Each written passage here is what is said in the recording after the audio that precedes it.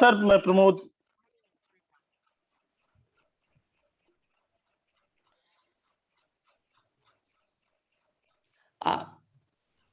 जी आज बड़ा ही इंटरेस्टिंग विषय है और सर्वप्रथम हम इसके लिए अंशु मैम को धन्यवाद देना चाहते हैं कि उन्होंने मुझे संचालन का अवसर दिया, और उससे भी ज़्यादा बड़ी बात है कि उन्होंने मिश्रा सर को आज के लिए तैयार किया।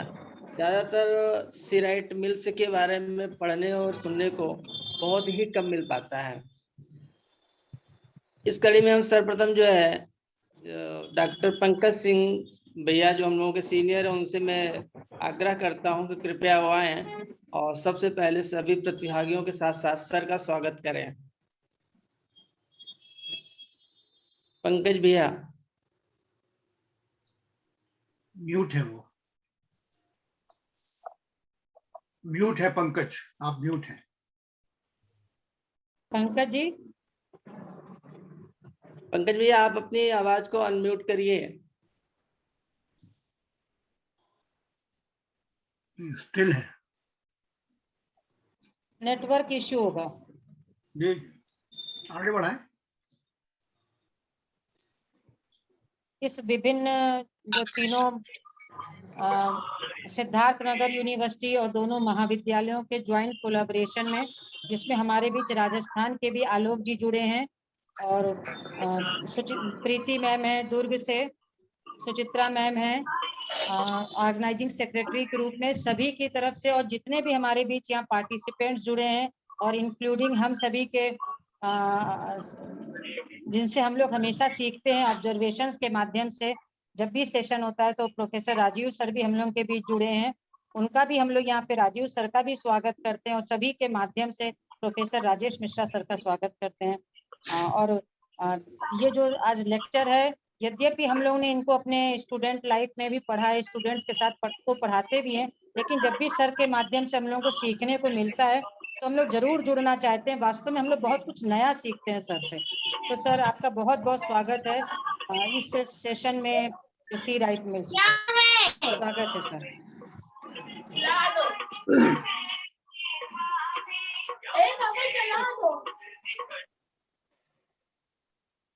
जी मैं शुरू करूं या अब मैं आगे सर से निवेदन करना चाहूंगा, मिश्रा सर से मैं निवेदन करना चाहूंगा तो अपने व्याख्यान को आगे बढ़ाएं और हम लोग सभी लोगों को उससे लाभान्वित करें।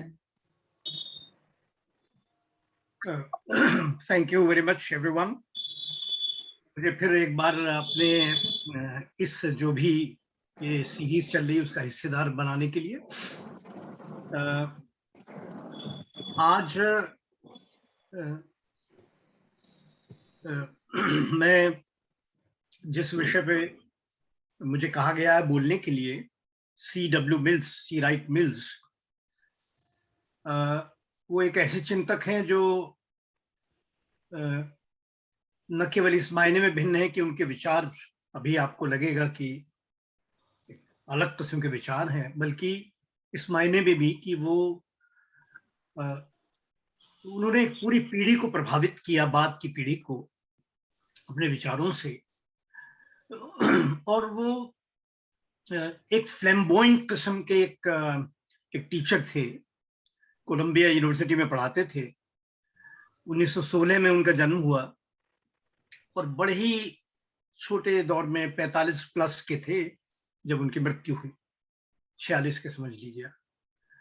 62 में उनकी डेथ हो गई, तो काफी यंग एज में उनकी डेथ हो गई। और उनके जीवन भी बड़ा अलग रंगों से भरा हुआ था। हालांकि उन्होंने खुद, उनकी 4 शादियां हुई।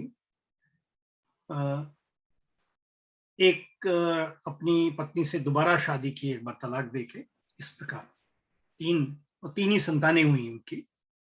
उनकी संतानों का रेफरेंस इसलिए इम्पोर्टेंट है, उनकी 2 संतानों ने उनके जीवनी कह लीजिए, बायोग्राफी और उनके लेटर्स वगैरह प्रकाशित किए हैं, जो पढ़ने से C.W. मिल्स के बारे में बहुत सारी चीजें बड़ी स्पष्ट हो जाती हैं। तो C.W. मिल्स फ्लैम्बॉयंट इस सेंस में भी थे कि वो यूनिवर्सिटी एक उस दौर में अमेरिका में ऐसा कम होता है, एक BMW मोटरसाइकिल में आया करते थे और स्टूडेंट्स के बड़े चहेते थे। तो उनकी बायोग्राफी अपने आप में एक स्टडी करने का पॉइंट है कि उनकी बायोग्राफी की बहुत सारी घटनाएं हैं। उसमें से कुछ महत्वपूर्ण बातें मैं आपको जरूर बताना चाहूंगा। वो अमेरिकन समाज के बड़े जबरदस्त क्रिटिक थे। हालांकि उनके स्टूडेंट डेज में सेकेंड वर्ल्ड वॉर घट रही थी और उसके बाद 1946 में वो कोलंबिया यूनिवर्सिटी में टीचर बने और फिर उसके बाद अपनी डेथ तक उसी यूनिवर्सिटी में रहे। बीच में कुछ दिनों के लिए मॉस्को गए थे और वो इतने जबरदस्त क्रिटिक थे, मैं खाली एक दो उदाहरण दे के फिर मैं आगे बात बढ़ाऊंगा कि वो जब मॉस्को गए, मॉस्को में उनको इसी तरह इनवाइट किया था कि वो अमेरिकी समाज के क्रिटिक थे। ये दौर वो था जब कोरिया का वॉर खत्म ही हुआ था और वियतनाम का वॉर चल रहा था, शुरू हो गया था, वो दौर था। उस दौर में गए थे। तो अमेरिका सेकेंड वर्ल्ड वॉर के बाद कई प्रकार की वॉर्स में घटा था। क्यूबा में भी अमेरिकन रोल सबको मालूम है और क्यूबन वॉर में अमेरिका का रोल सबको मालूम है। तो वो भी इसी दौर की पैदाइश थी। जब मॉस्को गए तो मॉस्को में एक अमेरिकन क्रिटिक की तरह उनको बुलाया गया, लेकिन उसी जहां उनका स्वागत किया गया, खैर मकदम किया गया, वहीं उन्होंने सोवियत यूनियन में सेंसर के ऊपर अपने ऑब्जर्वेशन, यानी सोवियत यूनियन का एक छोटा मोटा क्रिटिक उन्होंने वहीं प्रोवाइड किया। तो उनकी जो क्रिटिकल फैकल्टीज थी वो अमेरिकन समाज के लिए लिमिटेड नहीं थी, बल्कि और भी थे। और वो क्यूबा भी गए। क्यूबा अमेरिकी उस समय, क्या आज भी क्यूबा में जाना अमेरिकियों का अच्छा नहीं माना जाता। क्यूबन रेवोल्यूशन हो चुका था क्यूबा में। फिडेल कास्ट्रो वहां के प्रेसिडेंट थे, उनसे मिले और प्रेसिडेंट ने उनको बताया, बात खास मतलब फिडेल कास्ट्रो ने बताया कि उनकी power elite, the power elite, जो जिसकी हम चर्चा करेंगे, जो एक मशहूर पुस्तक थी, वो उन्होंने पढ़ी थी और पढ़कर अकॉर्डिंगली उन्होंने उनको रिस्पेक्ट और रिगार्ड्स दिए थे CW मिल्स के। कहने का मकसद ये है कि वो एक ऐसे लेखक भी रहे जो अपने लाइफ टाइम में और बाद में भी, जिनकी किताबें खास तौर से द पावर इलीट और एक किताब जिसका आज मैं जिसका जिक्र करूंगा, द सोशियोलॉजिकल इमेजिनेशन, ये किताब उनके दौर में ही चर्चा का विषय बन गई थी। हालांकि सोशियोलॉजिकल इमेजिनेशन 1959 में प्रकाशित हुई और 1962 में उनकी डेथ हो गई थी, लेकिन तब भी काफी प्रचलित हुई। इंटरनेशनल सोशियोलॉजिकल एसोसिएशन ने एक सर्वे किया पूरी सेंचुरी की किताबों का, 20वीं सदी की सारी किताबों का, और उसमें आपको ये जानकर ताज्जुब होगा या ना भी हो कि CW मिल्स की द सोशियोलॉजिकल इमेजिनेशन उसमें सेकंड नंबर पर है। सबसे ज्यादा पढ़ी जाने वाली, सबसे ज्यादा प्रचलित किताबों में से एक है द सोशियोलॉजिकल इमेजिनेशन। उस सदी की जितनी भी प्रकाशित पुस्तकें हैं, उस सदी की मतलब 20वीं सदी की, मैं शायद पहले नंबर पे मैक्स वेबर की the Protestant ethics and spirit of capitalism है। तो ये ब्रीफली, फिर बाद में जहां भी जिक्र आएगा तो उनके मैं बायोग्राफी के बारे में कुछ और भी बातें बताऊंगा। हालांकि वो क्रिटिक केवल अमेरिकन समाज के नहीं थे, बल्कि वो क्रिटिक जिस डिपार्टमेंट के थे उस डिपार्टमेंट के भी क्रिटिक थे। लाजर्सफेल्ड उनके डिपार्टमेंट में रहे थे, कभी वो उनके डिपार्टमेंट से PhD किए थे, उनकी जबरदस्त क्रिटिक थी उन्होंने। तो वो और ऐसे लेख भी लिखा करते थे जो डायरेक्टली या इनडायरेक्टली डिपार्टमेंट में जो भी ऐसे ट्रेडिशन थे जो बेहतर नहीं थे, उसके खिलाफ भी लिखते रहते थे। तो एक क्रिटिकल सोशियोलॉजिस्ट थे वो अपने पूरे स्वभाव में, और स्टूडेंट्स उनके जबरदस्त फॉलोअर थे और बड़े फ्लैम्बॉयंट पर्सनैलिटी के, बड़े अट्रैक्टिव पर्सनैलिटी के थे। लोग उनका जब बयां करते हैं उनकी बायोग्राफी में, तो उनका डिपार्टमेंट में आना भी अलग अंदाज में हुआ करता था। एक अपनी चौड़ी छाती पर एक बैग सीधा सा टांग कर बिल्कुल कॉय बॉय स्टाइल में वो आया करते थे। खास किस्म के जूते पहनना, जीन्स पहनना, उस समय जीन्स का प्रचलन नहीं था। सूट में आया करते थे बाकी प्रोफेसर्स, वो जीन्स में आना वगैरह वगैरह। इस किस्म का एक व्यक्तित्व था C.W. मिल्स का। खैर, ये तो व्यक्तित्व के बारे में थोड़ी सी बात तो होगी। उनके जो कॉन्ट्रीब्यूशंस हैं वो तो कई हैं। उनके एक मित्र थे जो जर्मन ओरिजिन के थे, लेकिन अमेरिका में प्रोफेसर रहे थे। हांस गर्थ उनका नाम है। हांस गर्थ के साथ मिलकर उन्होंने ये मान लीजिए पहली बेहतर किताब लिखी है, एडिट की थी किताब। उस किताब का नाम है Max Weber, essays from Max Weber. बड़ी प्रचलित किताब है और ये माना जाता है कि जो अमेरिका में और अंग्रेजी दां विश्व को मैक्स वेबर के विचारों से और ऐसे लेखों से उन्होंने रूबरू करवाया जो उससे पहले नहीं हुआ था। हालांकि उससे पहले टालकट पार्सन्स ने मैक्स वेबर की किताब का ट्रांसलेशन किया था, लेकिन ये किताब बड़ी प्रचलित हुई और इसमें मैक्स वेबर के एसेज थे, बड़े मशहूर एसेज। और ये माना जाता है कि मैक्स वेबर को उन्होंने अमेरिकन जो पाठक थे उनसे रूबरू करवाया। ये मैक्स एक किताब जो पहली इनकी हांस गर्थ के साथ एडिटेड किताब थी, ट्रांसलेटेड भी थी, इन लोगों ने ट्रांसलेट भी किया था मैक्स वेबर के बहुत सारे लेखों। जो पॉलिटिक्स एज वोकेशन जो उनका प्रमुख लेख है वो भी इस किताब में है, इनका ट्रांसलेटेड है। पहली बार अंग्रेजी पढ़ने वाले लोगों को वो लेख के बारे में आइडिया मिला था। जो अपनी मृत्यु से जरा पहले मैक्स वेबर ने म्यूनिख यूनिवर्सिटी में वो एक व्याख्यान में बोला था, वो लेख है, बड़ा मशहूर लेख है। और साइंस एज वोकेशन वो भी लेख इस किताब में है। तो खैर, ये पहली किताब थी उनकी। उसके बाद उनकी एक दूसरी किताब जो, हालांकि उन्होंने एक अमेरिकन लेबर क्लास पर, लेबरर्स पर भी एक किताब लिखी और उस किताब का नाम था the new man in of power. The new man of power, वो अमेरिकन लेबर क्लास पर थी, वो पहले प्रकाशित हुई। उसके बाद एक जो चर्चित किताब बनी वो व्हाइट कॉलर थी, द अमेरिकन मिडिल क्लासेस, उसका सब टाइटल है। वो 1951 में प्रकाशित हुई थी। उसके बाद और भी लेख इत्यादि उनके प्रकाशित होते रहे, लेकिन एक जो सबसे उनकी चर्चित किताबों में से एक द पावर इलीट, जिसकी चर्चा हम लोग करेंगे, द पावर इलीट, वो उनकी किताब प्रकाशित हुई, जो अमेरिकन रूलिंग इलीट पर एक अपने आप में एक बड़ी महत्वपूर्ण पुस्तक है, जिसने उसके बाद इलीट पर सारे विचारों को एक अलग पटल पर रख दिया, द पावर इलीट। और तीसरी किताब जो मैं आपको बता ही रहा हूं, द सोशियोलॉजिकल इमेजिनेशन, जो 1959 में प्रकाशित। हालांकि मैंने अपने डिस्कशन में इसको उलट दिया है। पहले मैं द सोशियोलॉजिकल इमेजिनेशन डिस्कस करूंगा, क्योंकि वो बेसिक फंडामेंटल इश्यूज उठाती है, इसलिए मैं उसको पहले डिस्कस करूंगा। बाद में पावर इलीट, और टाइम रहा तो व्हाइट कॉलर, ये तीन चीजें मैं डिस्कस करूंगा। तो ये तीन महत्वपूर्ण कृतियां हैं। हालांकि बीच में एक हांस गर्थ के साथ मिलकर उन्होंने एक किताब और भी लिखी।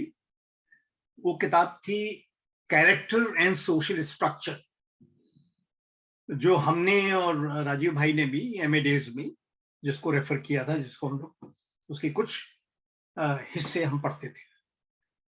तो कैरेक्टर एंड सोशल स्ट्रक्चर अपने MA डेज में हम लोगों ने पढ़ी है। तो ये गर्थ एंड मिल्स के मिलकर उन लोगों ने किताब लिखी। तो ये कुछ किताबें हैं जो उन्होंने लिखी हैं, जो आज भी चर्चा में है, जिनके ऊपर हम चर्चा करने जा रहे हैं।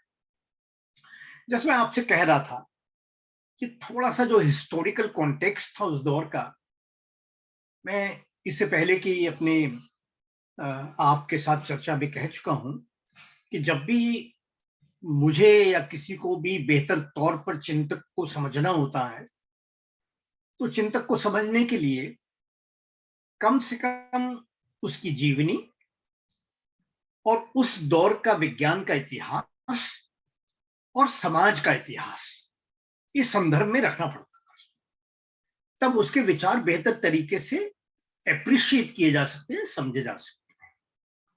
वही एक्सरसाइज मैंने इसमें भी की। मैंने थोड़ी सी बायोग्राफी आपको रखी।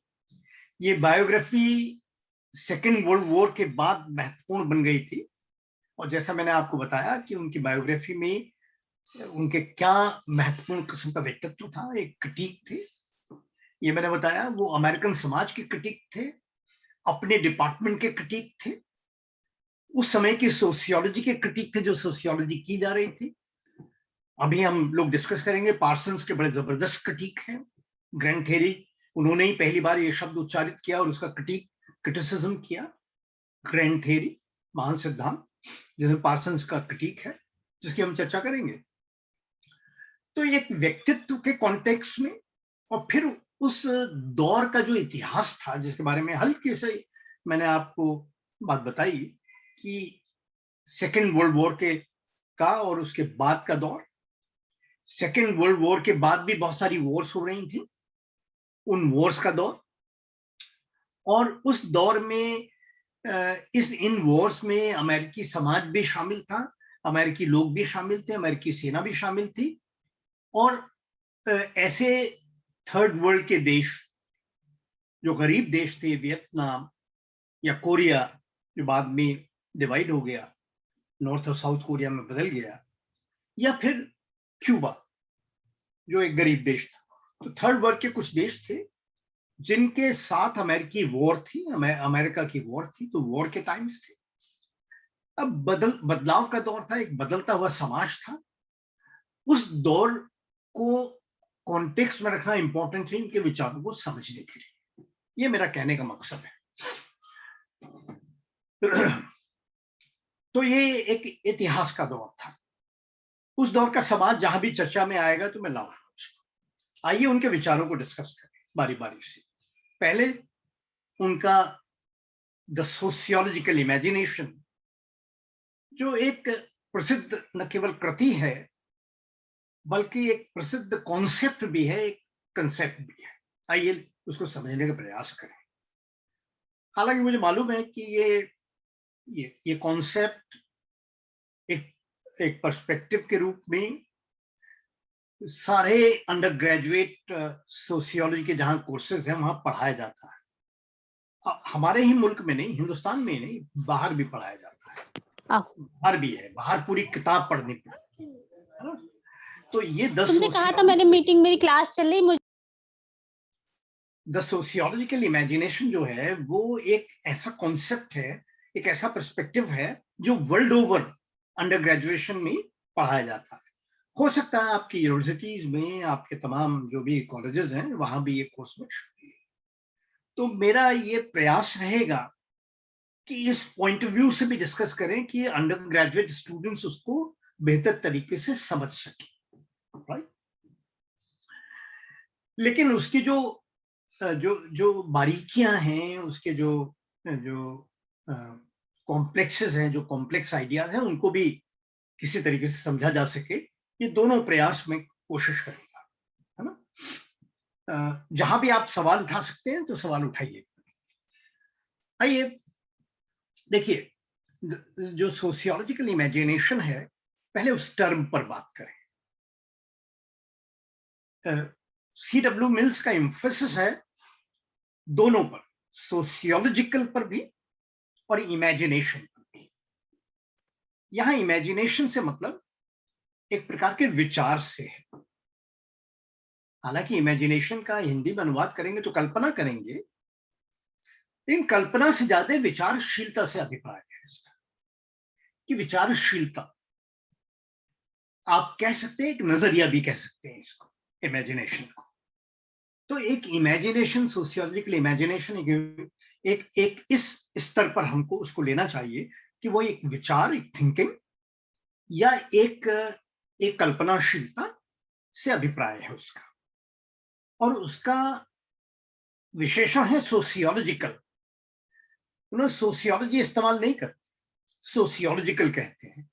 और जहां उन्होंने सोशियोलॉजिकल कहने को जस्टिफाई किया है तो उनका ये कहना है, वहीं पर ये भी उनका कहना है कि अगर ये और सोशल साइंसेस में हो और इस तरह के इसको डेवलप किया जाए तो वहां इसको एंथ्रोपोलॉजिकल इमेजिनेशन भी कहा जा सकता है, कहीं इसको पॉलिटिकल इमेजिनेशन भी कहा जा सकता है, कहीं इसको साइकोलॉजिकल इमेजिनेशन भी कहा जा सकता है।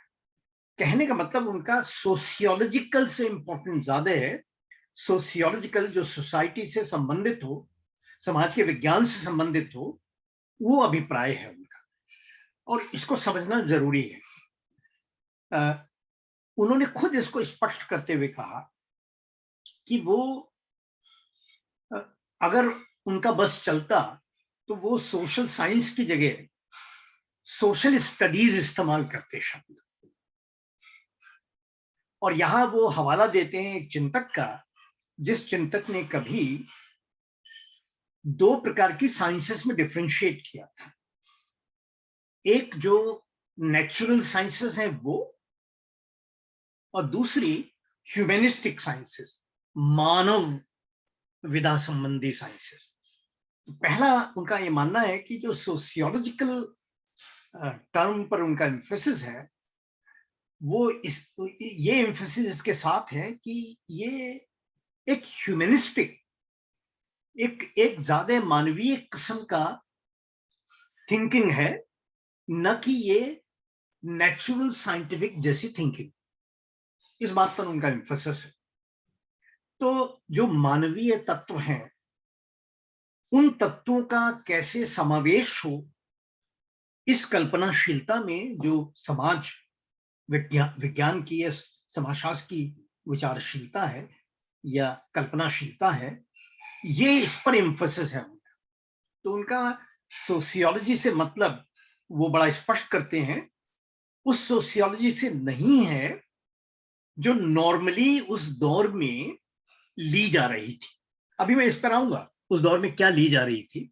तो पहले बात समझने की है कि ये जो टर्म है सोशियोलॉजिकल इमेजिनेशन, ये एक तरफ विचार से मतलब है, एक तरफ ऐसी सोशियोलॉजिकल थिंकिंग से मतलब ऐसी सोशियोलॉजिकल जो सोशियोलॉजिकल नेचुरल साइंटिफिक जैसी नहीं है, थोड़ी सी मानवीय है, मानवीयता उसमें है।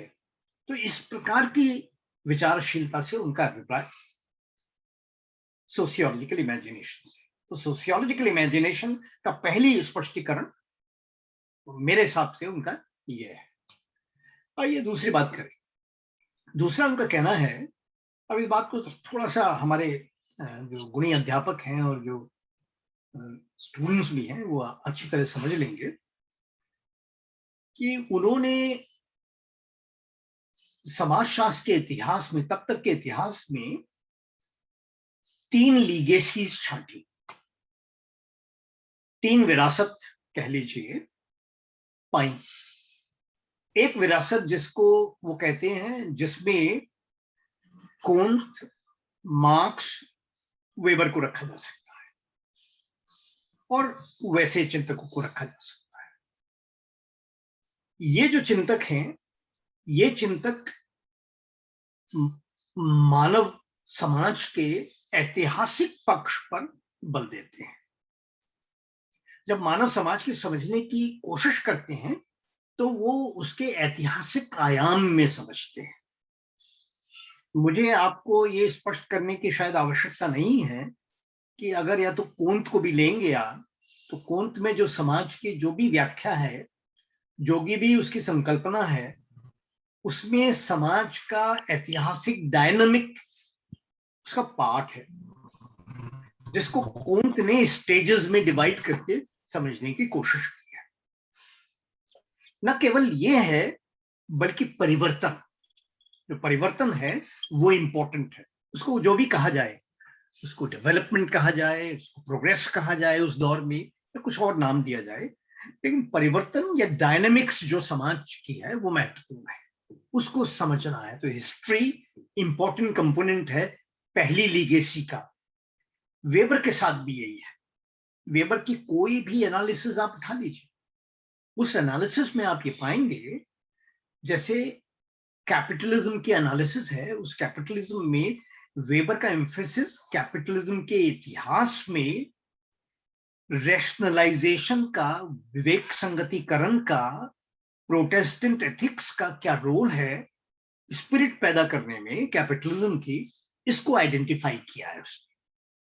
तो आप लोग भली भांति जानते हैं कि ऐतिहासिकता वेबर के सारे विश्लेषणों का एक प्रमुख तत्व है। मार्क्स के बारे में तो आपको मालूम ही है कि मार्क्स ने तो पूरे मानवीय इतिहास की 5 या 6 अवस्थाओं को बताया और ये बताया कि ये स्पष्ट किया कि किस तरीके से मानव इतिहास, मानव समाज इनमें से प्रत्येक चरण को प्राप्त करते हुए आने वाले समय में एक बेहतर, एक बराबरी पर आधारित समाज में विकसित होगा। तो उसमें भी ऐतिहासिकता का तत्व बहुत बेहतर तरीके से शामिल है। तो उनका कहना यह है कि एक चिंतन धारा, ये धारा है जो हिस्ट्री की धारा है। दूसरी चिंतन धारा उन्होंने जो नाम दिया उस फॉर्मलिज्म की, औपचारिकतावाद की धारा है, फॉर्मलिज्म की धारा है। और ये जो फॉर्मलिज्म की धारा है, ये उन्होंने उसका ट्रेस किया कि वो मुख्य रूप से जो शुरुआती दौर में, समाजशास्त्र के प्रारंभिक दौर में, वो ऐसे विश्लेषकों जैसे जोस सिमिल या वॉन वीज, इन जैसे विचारकों में झलकती है जिन्होंने समाज को कुछ फॉर्मल कंसेप्चुअल कैटेगरीज में, कुछ औपचारिक अवधारणाओं में बांधने की कोशिश की और समाज को तदनुसार समझने की कोशिश की। उसमें आंशिक रूप से आप कुछ उस दौर के और चिंतकों को भी रख सकते हैं, परेटो के सिस्टम के आइडिया को भी रख सकते हैं, उनका ये कहना है। तो एक ये धारा है, लेकिन इनका कहना है कि जब अमेरिकन सोशियोलॉजी का प्रादुर्भाव, विकास हुआ, तो ये धारा मुख्य रूप से पल्लवित हुई टालकट पार्सन्स के विचारों में। और हम लोगों ने भी टालकट पार्सन्स को आपके साथ डिस्कस किया था। आपको याद भी होगा कि टालकट पार्सन की जो सिस्टम थ्योरी है, वो सिस्टम थ्योरी मुख्यतः एक फॉर्मल कंसेप्चुअल कैटेगरीज का एक अरेंजमेंट, एक व्यवस्था है, एक औपचारिक अवधारणाओं का एक जाल है, संजाल है, और जिसके माध्यम से समाज की व्याख्या की जाती है। एक तरीके से अमूर्तीकरण या अमूर्त किस्म की धारणाएं हैं, जिन धारणाओं से आप समाज की व्याख्या कर सकते हैं। तो ये एक दूसरी धारा है, जो धारा उनके बाद के अपने लेखों में या उसी लेख में वो जिसको ग्रैंड थियरी कहते हैं, ये ग्रैंड थियरी के रूप में सामने आए। और एक तीसरी धारा वो कहते हैं, वो तीसरी धारा मेथडोलॉजी की धारा है, पद्धति की धारा है। एक सोशियोलॉजिकल मेथड के रूप में समाजशास्त्र विकसित हुआ, थोड़ा बहुत डर्खाइम के विश्लेषण में देखा जा सकता है, लेकिन बाद के अध्ययनों में अक्सर उन अध्ययनों में देखा जाता है जिन अध्ययनों में इंपीरिकल स्टडीज की जाती हैं, अनुभवात्मक अध्ययन किए जाते हैं, उनके आधार पर निष्कर्षों पर पहुंचा जाता है और फिर उनको एक सिद्धांत के रूप में या एक व्याख्या के रूप में उनको बुना जाता है, जिसको वो एब्स्ट्रैक्टेड एम्पिरिसिज्म कहते हैं, जिसको कहते हैं अमूर्तीकृत कर दिया गया इंपीरिकल अध्ययन है, अनुभवात्मक अध्ययन है। थोड़ा सा कॉम्प्लेक्स आइडिया है, लेकिन आप अगर इसको समझने की कोशिश करें तो मैं इसको उदाहरण के साथ समझाऊं कि अक्सर आप लोग पीएचडी में जो काम करते हैं, हमारे साथी लोग जितने भी या किसी प्रोजेक्ट में काम करते हैं, तो क्या करते हैं? कोई साइंटिफिक तरीके से आप अपना एक प्रॉब्लम तय करते हैं, एक रिसर्च प्रॉब्लम तय करते हैं, कुछ हाइपोथेसिस तय करते हैं या कुछ क्वेश्चंस तय करते हैं। उसको तय करने के बाद अकॉर्डिंगली आप कोई ऐसा टेक्निक ऑफ डेटा कलेक्शन तय करते हैं जिससे आप डेटा कलेक्ट कर सकते हैं। एक यूनिवर्स तय करते हैं, एक एरिया तय करते हैं, यूनिवर्स तय करते हैं, फिर एक सैंपलिंग मेथड तय करते हैं और सैंपलिंग लेते हैं और लोगों को सैंपलिंग करके उनकी स्टडी करते हैं, फिर स्टडी करके उन निष्कर्षों पे पहुंचते हैं और वो निष्कर्ष समाजशास्त्र कहलाता है, समाजशास्त्र के अध्ययन कहलाते हैं। ऐसे अध्ययनों को वो एब्स्ट्रैक्टेड एम्पिरिसिज्म कहते हैं। उनका कहना है, अब महत्वपूर्ण बातें शुरू हो रही हैं, उनका ये कहना है जो 3 लेगेसीज हैं, इन 3 लेगेसीज में खास तौर से बात की जो 2 लेगेसी हैं वो एक तरीके से मीनिंगलेस सोशियोलॉजी की तरफ ले जा रही है, अर्थविहीन समाजशास्त्र की तरफ ले जा रही है, जिसका मानवीय संवेदनाओं से, मानवीयता से कोई लेना देना नहीं। खाली वो एक फॉर्मल कैटेगरीज के रूप में समाज को समझ लिया, उसकी व्याख्या करती, इतिश्री हो गई। या समाज के किसी पक्ष का हमने इंपेरिकल अध्ययन कर दिया, अनुभवात्मक अध्ययन कर लिया, निष्कर्ष पे पहुंच गए और इतिश्री हो गई। अधिक से अधिक इन अध्ययनों को हमने सरकार को दे दिया या कुछ एजेंसीज को दे दिया, जिन एजेंसीज ने इसके आधार पर कोई नीतिगत निर्णय ले लिए और नीतियां तय कर दी, इससे ज्यादा नहीं है। लेकिन ये जो मानवीय पक्ष है, जो संवेदनशील पक्ष है, जो मनुष्यता और मनुष्य के समाज से जुड़े हुए बहुत महत्वपूर्ण पक्ष हैं, उनकी पड़ताल करने के लिए ये उपयुक्त नहीं है। और इंडिपेंडेंटली वो ये कहते हैं कि जो हिस्ट्री वाली लीगेसी है वो भी इंडिपेंडेंटली उपयुक्त नहीं है, लेकिन वो हिस्ट्री का तत्व जो उसमें है वो कुछ महत्वपूर्ण हो सकता है। कैसे हो सकता है, उन्होंने इस बात को समझाया। तो मैं कह रहा हूं कि जो मैं एक बात कह रहा हूं कि जो पहले 2 चैप्टर्स भी हैं सोशियोलॉजिकल इमेजिनेशन के, वो इसी बात को रेखांकित करते हैं कि ग्रैंड थियरी यानी पार्सन्स की थियरी कैसे एक यूजलेस थियरी है, एक महत्वहीन सिद्धांत है, जिसका प्रयोग आप बड़े आडंबर वाले विश्लेषणों में तो कर सकते हैं, लेकिन समाज के लिए उसका कोई खास उपयोग है नहीं। और इसी तरीके से जो इंपेरिकल अध्ययन है वो भी इसी श्रेणी में आते हैं, जिनमें एब्स्ट्रैक्ट कैटेगरीज के आधार तक जाते हैं, एब्स्ट्रैक्शन करते हैं आप, लेकिन अंततः वो कोई खास योगदान करते नहीं, इसके अलावा कि वो कोई सरकार की किसी नीति में, सरकार के किसी थिंकिंग में कोई योगदान करते हैं। महत्वपूर्ण मुद्दा ये है ही नहीं। अब वो कहते हैं कि महत्वपूर्ण मुद्दा केवल समाजशास्त्रियों के लिए नहीं, पत्रकारों के लिए भी, लेखकों के लिए भी, वैज्ञानिकों के लिए भी, जो समाज का अध्ययन नहीं करते, उनके लिए भी महत्वपूर्ण मुद्दा इससे परे है।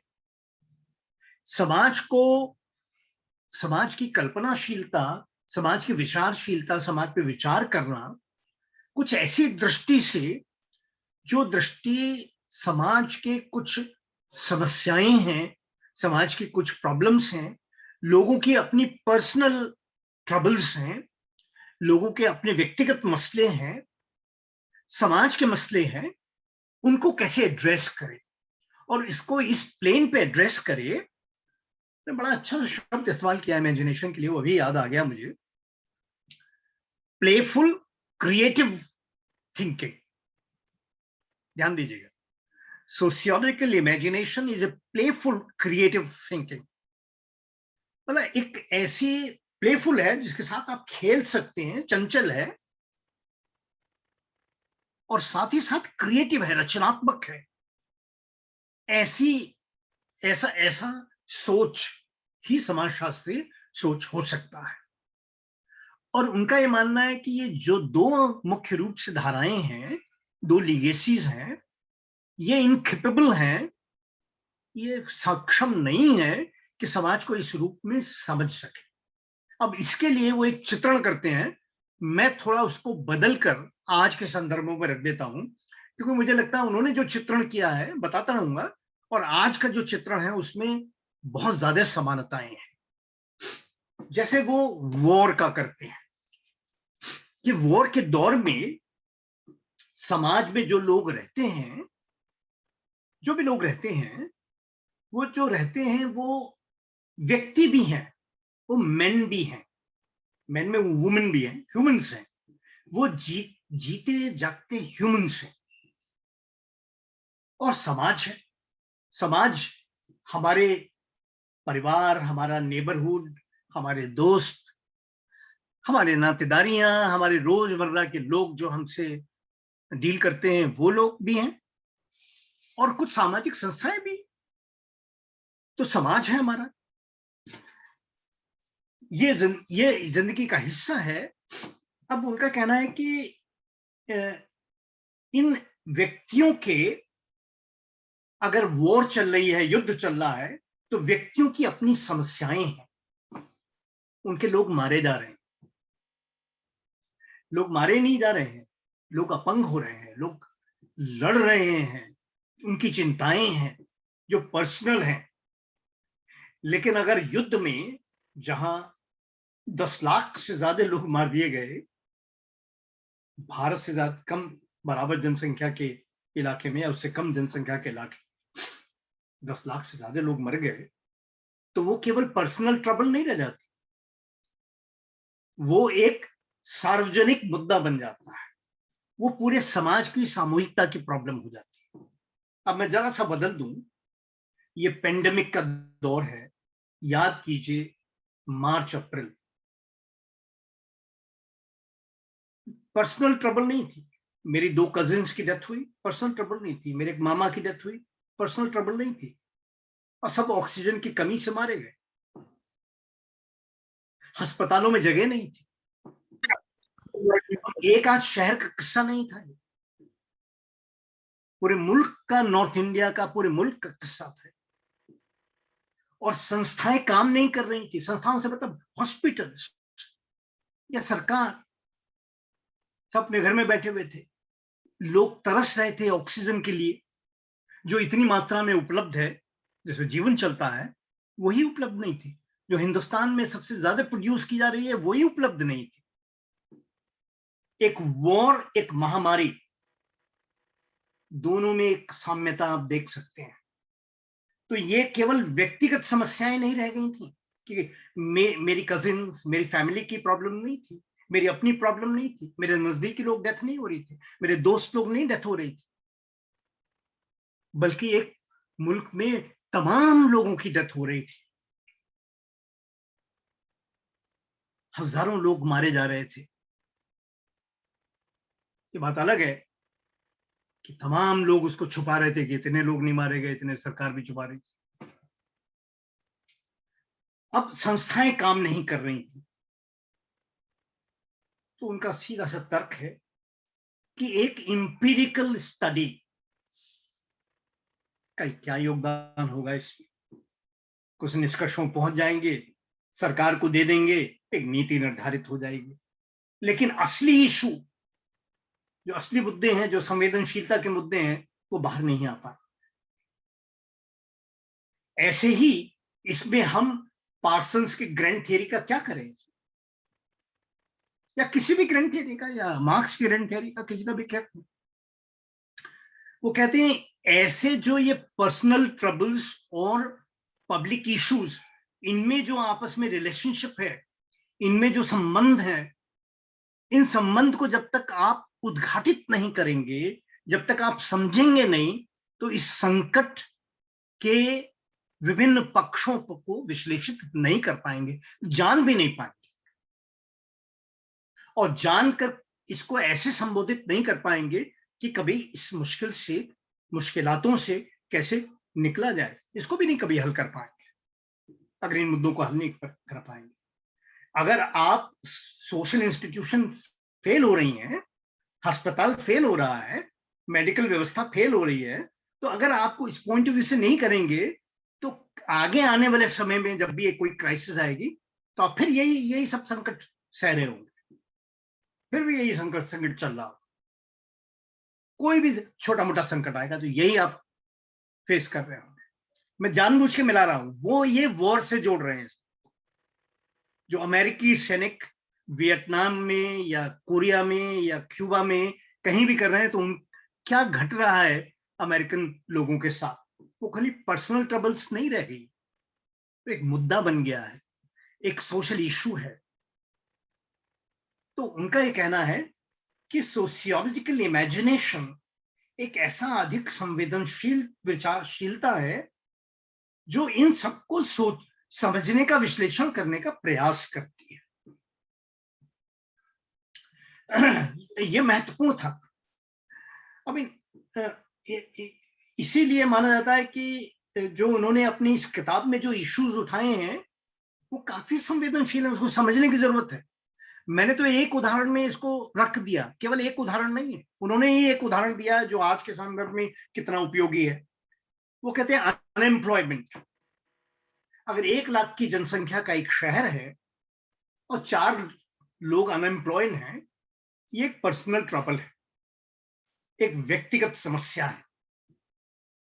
इसको व्यक्ति के बायोग्राफी के पॉइंट ऑफ व्यू से समझना चाहिए।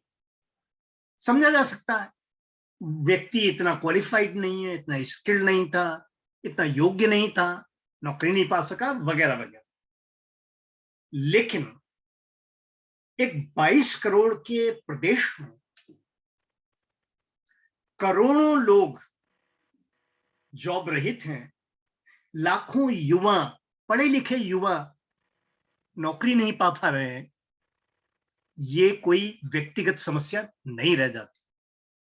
ये स्किल से नहीं, ये लोगों की बायोग्राफी से नहीं डील हो सकती, उससे नहीं समझी जा सकती। इसको समझने के लिए कुछ और तत्वों की आवश्यकता है। ये एक सामाजिक समस्या है। इसका मतलब समाज के इंस्टीट्यूशन, इकोनॉमी के इंस्टीट्यूशन फेल हो रहे हैं। अगर लगभग 50% एक अखबार के दफ्तर में, लखनऊ में काम करने वाले अखबार के दफ्तर में 50% लोगों को निकाल दिया जा रहा है और 50% लोगों की तनख्वाहें आधी कर दी जा रही है। मैं रियलिटी की बात कर रहा हूं, ये कोई कल्पना की बात नहीं है, ये वास्तविकता की बात कर रहा हूं। मैं वो नाम नहीं लेना चाहता अखबारों का। अगर ये हो रहा है तो ये लोगों की पर्सनल ट्रबल नहीं है कि वो जर्नलिस्ट काम करने योग्य नहीं है, अभी तक तो था ही वो। ये कोई ट्रबल ऐसी, ये ट्रबल अपना एक पब्लिक इशू है, सोशल इशू है, सामाजिक है। इसको खाली व्यक्तिगत लोगों की बायोग्राफी से समझा नहीं जा सकता कि वो योग्य नहीं है, उन्होंने पढ़ाई नहीं की, वो अच्छा लिखते नहीं थे, वगैरह वगैरह, इससे समझा नहीं जा सकता। या एक इंडस्ट्री फेल हो गई, इससे नहीं समझा जा सकता। इसको समझने के लिए इससे बड़े कैटेगरीज के कॉन्सेप्ट्स की जरूरत है। तो कहने का मकसद जो मैं आपसे कहना चाह रहा था, अब आइए जरा से थ्योरेटिकल मैं बांध दूं। मैं ऐसे बहुत सारे एग्जाम्पल दे सकता हूं जो उन्होंने दिए हैं कि किसी भी समाज में, किसी भी समाज में, जीवंत समाज में व्यक्ति होते हैं, समाज होता है, मनुष्य होते हैं, मैन होते हैं और समाज होता है। ये आपस में इंटरकनेक्टेड होते हैं, अंतर संबंधित होते हैं। कुछ चीजों को समझने के लिए केवल व्यक्ति से आप पूछ लीजिए किस जाति के हो, किस वर्ग से हो, फैमिली किस में रहते हो, गांव के रहने वाले हो, शहर के रहने वाले हो, इस बारे में क्या सोचते हो, उस बारे में क्या सोचते हो, विश्लेषण किया और एक पीएचडी थीसिस लिख दी। उनका कहना है ये सोशियोलॉजी नहीं है, अगर है तो बेकार की है, बेकाम की है। इससे कोई इंप्रेशन में पहुंच जाएंगे, इससे कोई न तो कोई समाज को बेहतर तरीके से समझ पाएंगे, विश्लेषित कर पाएंगे, ना आपका ख्याल में रह जाएंगे कि आप समाज की समस्याएं हल करने निकले हैं, आप समाज की कोई समस्या भी हल नहीं कर पाए। राइट? तो उनका कहना है कि इससे परे सोचना पड़ेगा। कैसे सोचना पड़ेगा?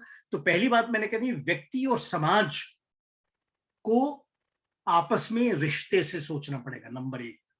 नंबर 2, अब वो यहां पर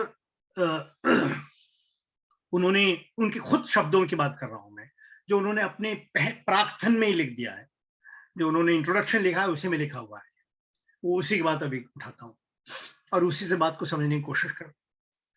उन्होंने कहा है कि ये जो 3 परस्पर विरोधी जैसी कैटेगरीज हैं, जो कि विरोधी है नहीं, विरोधी कैटेगरीज हैं, उन पर ज्यादा ध्यान देना चाहिए। एक तो अभी मैंने बताई, मेन बनाम सोसाइटी, समाज, मनुष्य बनाम समाज, ये एक कैटेगरी है। दूसरी कैटेगरी वो कहते हैं सेल्फ बनाम वर्ल्ड, सेल्फ, स्व बनाम बाह्य संसार, ये दूसरी कैटेगरी है। और तीसरी कैटेगरी वो कहते हैं बायोग्राफी, जीवनी बनाम इतिहास। हिस्ट्री।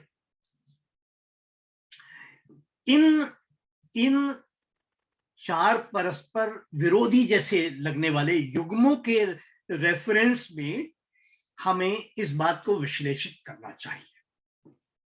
पहली बात,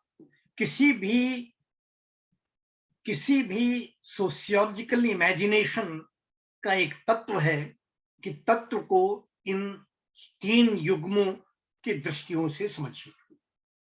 कोई भी, पहला युग्म है मनुष्य बनाम समाज, दूसरा युग्म है स्व बनाम बाह्य संसार, और तीसरा युग्म है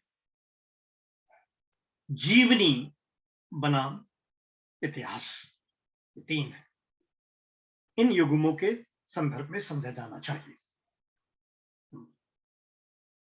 बात यही नहीं रुकी, इसके आगे गई। आइए जरा उसका विश्लेषण करें।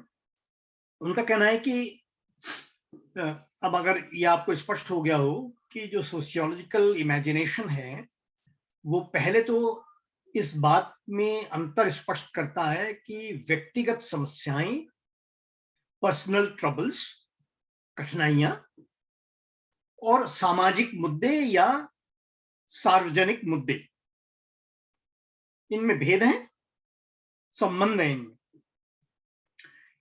जब भी समाज को में अध्ययन करें तो इनको आपस में एक दूसरे को से संबंध को व्याख्या करते हुए, संबंध को समझते हुए करना चाहिए, राइट।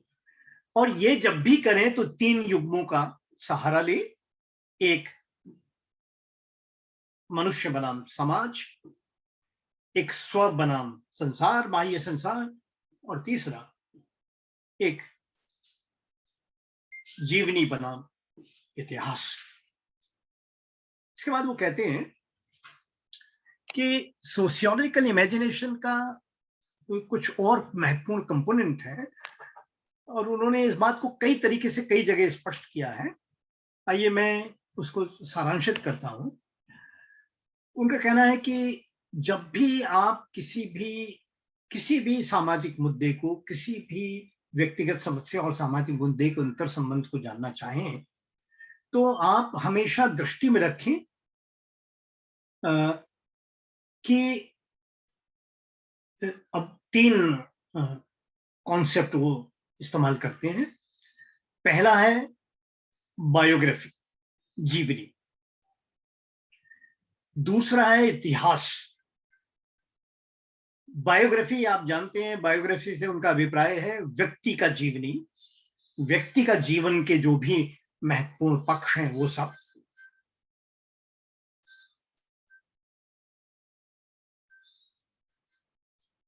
दूसरा, जैसा मैंने कहा, इतिहास। इतिहास से मतलब है उनका इतिहास एक परिवर्तनशील, सर्वदा परिवर्तनशील, विभिन्न अवस्थाओं से गुजरता हुआ एक क्रमिक पीरियड है, एक दौर है इतिहास। न केवल ये दौर है बल्कि इतिहास का, हर इतिहास के दौर का अपना एक चरित्र होता है, एक विशेषता होती है, एक कैरेक्टर होता है। वो कैरेक्टर महत्वपूर्ण होता है। इतिहास में उनका समझने का मतलब है कि उस चरित्र को रेखांकित करना और उसके संबंध में समझना। ये जो चरित्र होता है किसी भी दौर का, वो उस दौर के जो विभिन्न सामाजिक संस्थाएं होती हैं, सामाजिक प्रक्रियाएं होती हैं, वो प्रक्रियाएं तय करती हैं, संस्थाएं, समाज व्यवस्थाएं वो तय करती हैं वो इतिहास के दौर का चरित्र क्या होगा। जैसे अगर मैं थोड़ा मार्क्सवादी दृष्टि को लूं या मार्क्सवादी दृष्टि को ना भी लूं, तो अगर कैपिटलिज्म है और कैपिटलिज्म के पूंजीवाद की कई अवस्थाएं हैं, पूंजीवाद तो नॉन मार्क्सवादी लोग भी इस्तेमाल करते हैं। एक पूंजीवाद जो सेकेंड वर्ल्ड वॉर के बाद आया, जिस दौर में हमारे C.W. मिल्स थे। एक दौर आज का पूंजीवाद का दौर है, न्यू लिबरलिज्म का दौर है, नव उदारवाद का दौर है। ये दोनों दौर में फर्क है। इन दौर में कुछ संस्थाओं में, उनके चरित्र में फर्क है, विशेषताओं में फर्क है। जिस दौर में हम लोग जमा हो रहे थे, खासतौर से हम लोग जब पढ़ रहे थे, तो स्टूडेंट यूनियन ना होने का कोई सवाल ही नहीं था। स्टूडेंट यूनियन का ना होना कोई इमेजिनेशन से परे की चीज थी। हर जगह स्टूडेंट यूनियन, केवल स्टूडेंट यूनियन नहीं, अगर आप जो भी प्रोफेशन करते हैं उसकी यूनियन होना। मुझे याद है लेबर यूनियन बड़ी स्ट्रांग हुआ करती, और ये 1990 के दशक तक रही। और वो जब भी लेबर की कोई समस्या होती थी, तमाम किस्म की समस्याएं आती हैं, महंगाई भत्ता नहीं बढ़ा, तनख्वाहें नहीं बढ़ी, वगैरह वगैरह, बहुत सारी प्रॉब्लम्स होती हैं, तो लेबर यूनियन बड़े स्ट्रांग तरीके से रिप्रेजेंट करती थी। लेकिन जैसे 90 का दशक आना शुरू हुआ, न्यू लिबरल दौर में हम आए, तो इन लेबर यूनियन का कमजोर होने का दौर शुरू हो गया। लेबर यूनियन तो ऐसा जैसे डिसॉल्व हो गई। आपको मालूम ही हो कि सरकार कोई भी निर्णय ले ले, ऑर्डिनेंस फैक्ट्री के बारे में कोई भी निर्णय ले ले, कि ऑर्डिनेंस फैक्ट्री का कर्मचारी अब स्ट्राइक नहीं कर सकते, they can't go on strike. तो हर दौर के इंस्टीट्यूशन एक खास तरीके से काम करते हैं, उस दौर का एक चरित्र होता है, वो चरित्र रिफ्लेक्ट करता है समाज। इससे मतलब है इतिहास का। तो इतिहास एक अपनी जगह है और बायोग्राफी अपनी जगह है। बायोग्राफी, मैं एक इंडिविजुअल हूं तो मेरी बायोग्राफी है। अगर मैं एक परिवार का अध्ययन कर रहा हूं तो हर परिवार की अपनी एक जीवनी है।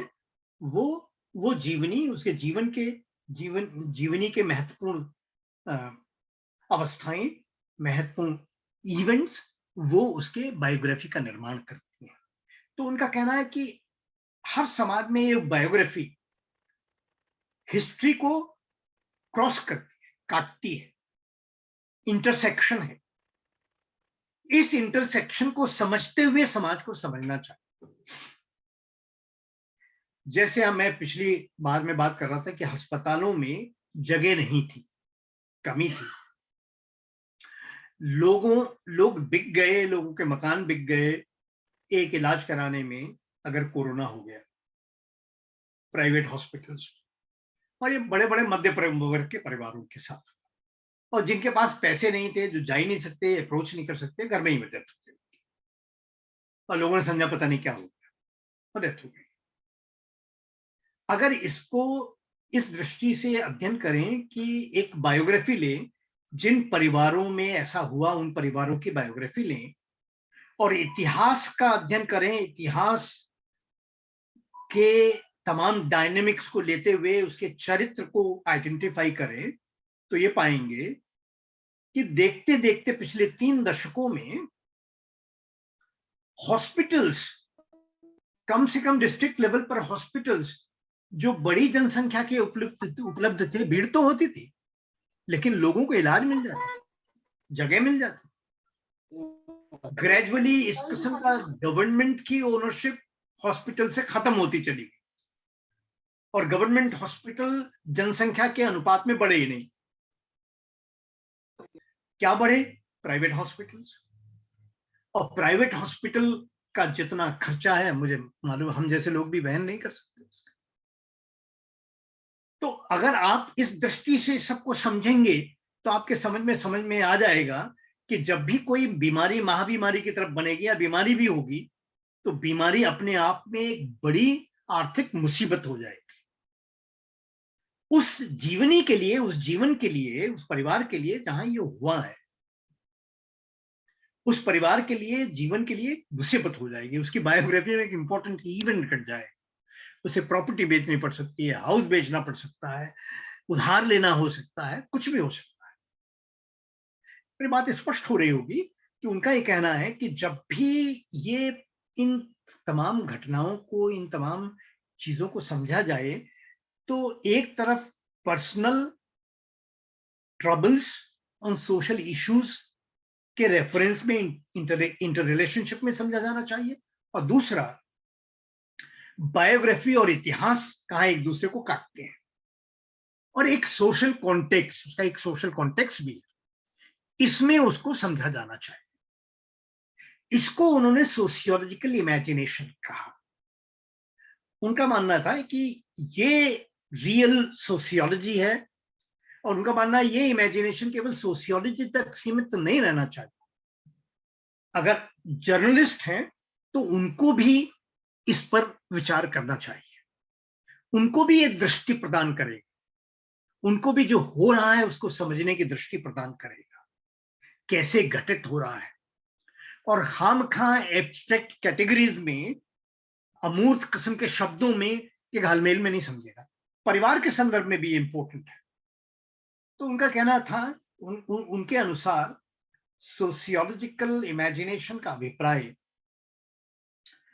इस किस्म के महीन विश्लेषण से है, जो विश्लेषण पहली बात हमें ये भेद करते हुए कि व्यक्तिगत समस्याएं और सामाजिक मुद्दों में भेद करते हुए उनके इंटरेक्शंस को देखते हुए देखना चाहिए। दूसरा, हमें इन man versus society, self versus world, history versus biography के कॉन्ट्रडिक्शंस को दिमाग में रखना चाहिए।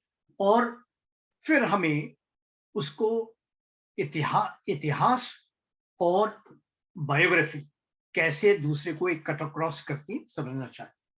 अब जैसे ये छोटे मोटे, वो कह रहे हैं लिटरेचर के लोग भी इसे इस्तेमाल कर सकते हैं, या लिटरेचर की एनालिसिस के लिए भी हम इसको इस्तेमाल कर सकते हैं। जैसे मैं एक एग्जांपल दूं आपको तो बात और स्पष्ट हो सकती है। अक्सर ये कहा जाता है कि जो तुलसीदास हैं, जिन्होंने रामचरितमानस लिखी, उन्होंने रामचरितमानस में कुछ ऐसे दोहे लिखे जो आज के दृष्टि से देखें तो स्त्री के लिए या कुछ खास जातियों के लिए उपयुक्त नहीं थे। एक मशहूर दोहा है, ढोर गंवार पशु नारी, सब ताड़न के अधिकारी, ऐसी कुछ है ना? ढोर गंवार शूद्र पशु नारी, नारी को भी ताड़न का अधिकारी बना दिया। अब इस किस्म के, अब लिटरेचर की बात कर रहा हूं मैं, लिटरेचर के एनालिसिस की, कि तुलसीदास का ये जो एक जो लेखन का गुण है, उन्होंने खास किस्म के, या तो स्त्री को एक खास तरीके से चित्रित किया। ये ऐसा क्यों हुआ? या शूद्र जातियों को इस तरह से चित्रित किया, ऐसा क्यों हुआ? क्या था इसका? तो अगर हम सोशियोलॉजिकल इमेजिनेशन की बात करें तो हमें बायोग्राफी और इतिहास कहाँ एक दूसरे को कट अक्रॉस करता है, इस पर्सनल चीज को भी, जो कि आज के दौर में सोशल हो गई है, इस पर्सनल चीज को भी हमें इस तरीके से समझना चाहिए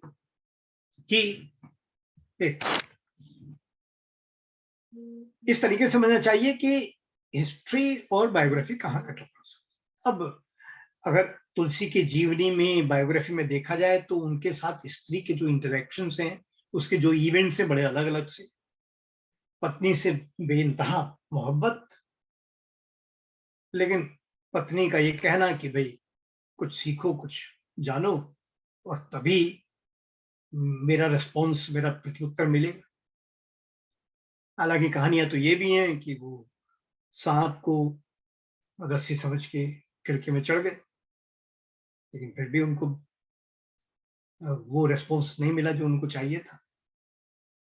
तो एक तरफ ये, दूसरी तरफ वो मिडिल एजेस का फ्यूडलिज्म, मिडिल एज का जो दौर था, उस दौर में जो सामाजिक संस्थाएं थी, जो वैल्यू सिस्टम्स थे, जो समाज के इंटरेक्शंस के पैटर्न थे, जो व्यवस्था थी, वो सारी व्यवस्था ऐसी थी जो स्त्री को घर तक सीमित, स्त्री को एक दोयम दर्जे तक सीमित, या स्त्री को एक तरीके से सीमित रखती थी। तो एक पूरे समाज का जो कैरेक्टर था, जो इतिहास से निर्धारित हो रहा था, वो भी एक विशेष किस्म का था। जीवन की घटनाएं भी एक विशेष किस्म की थी उनके जीवन की। उसकी अभिव्यक्ति एक महत्वपूर्ण कृति में हुई, एक कालजयी कृति में हुई, रामचरितमानस। लेकिन उस कृति में ऐसे उल्लेख, ऐसे दोहे आए, जो दोहे उस किस्म के जो इंटरसेक्शन है बायोग्राफी का और इतिहास का, उससे व्याख्यायित हो सकते हैं, उससे वो समझ में आ सकते हैं।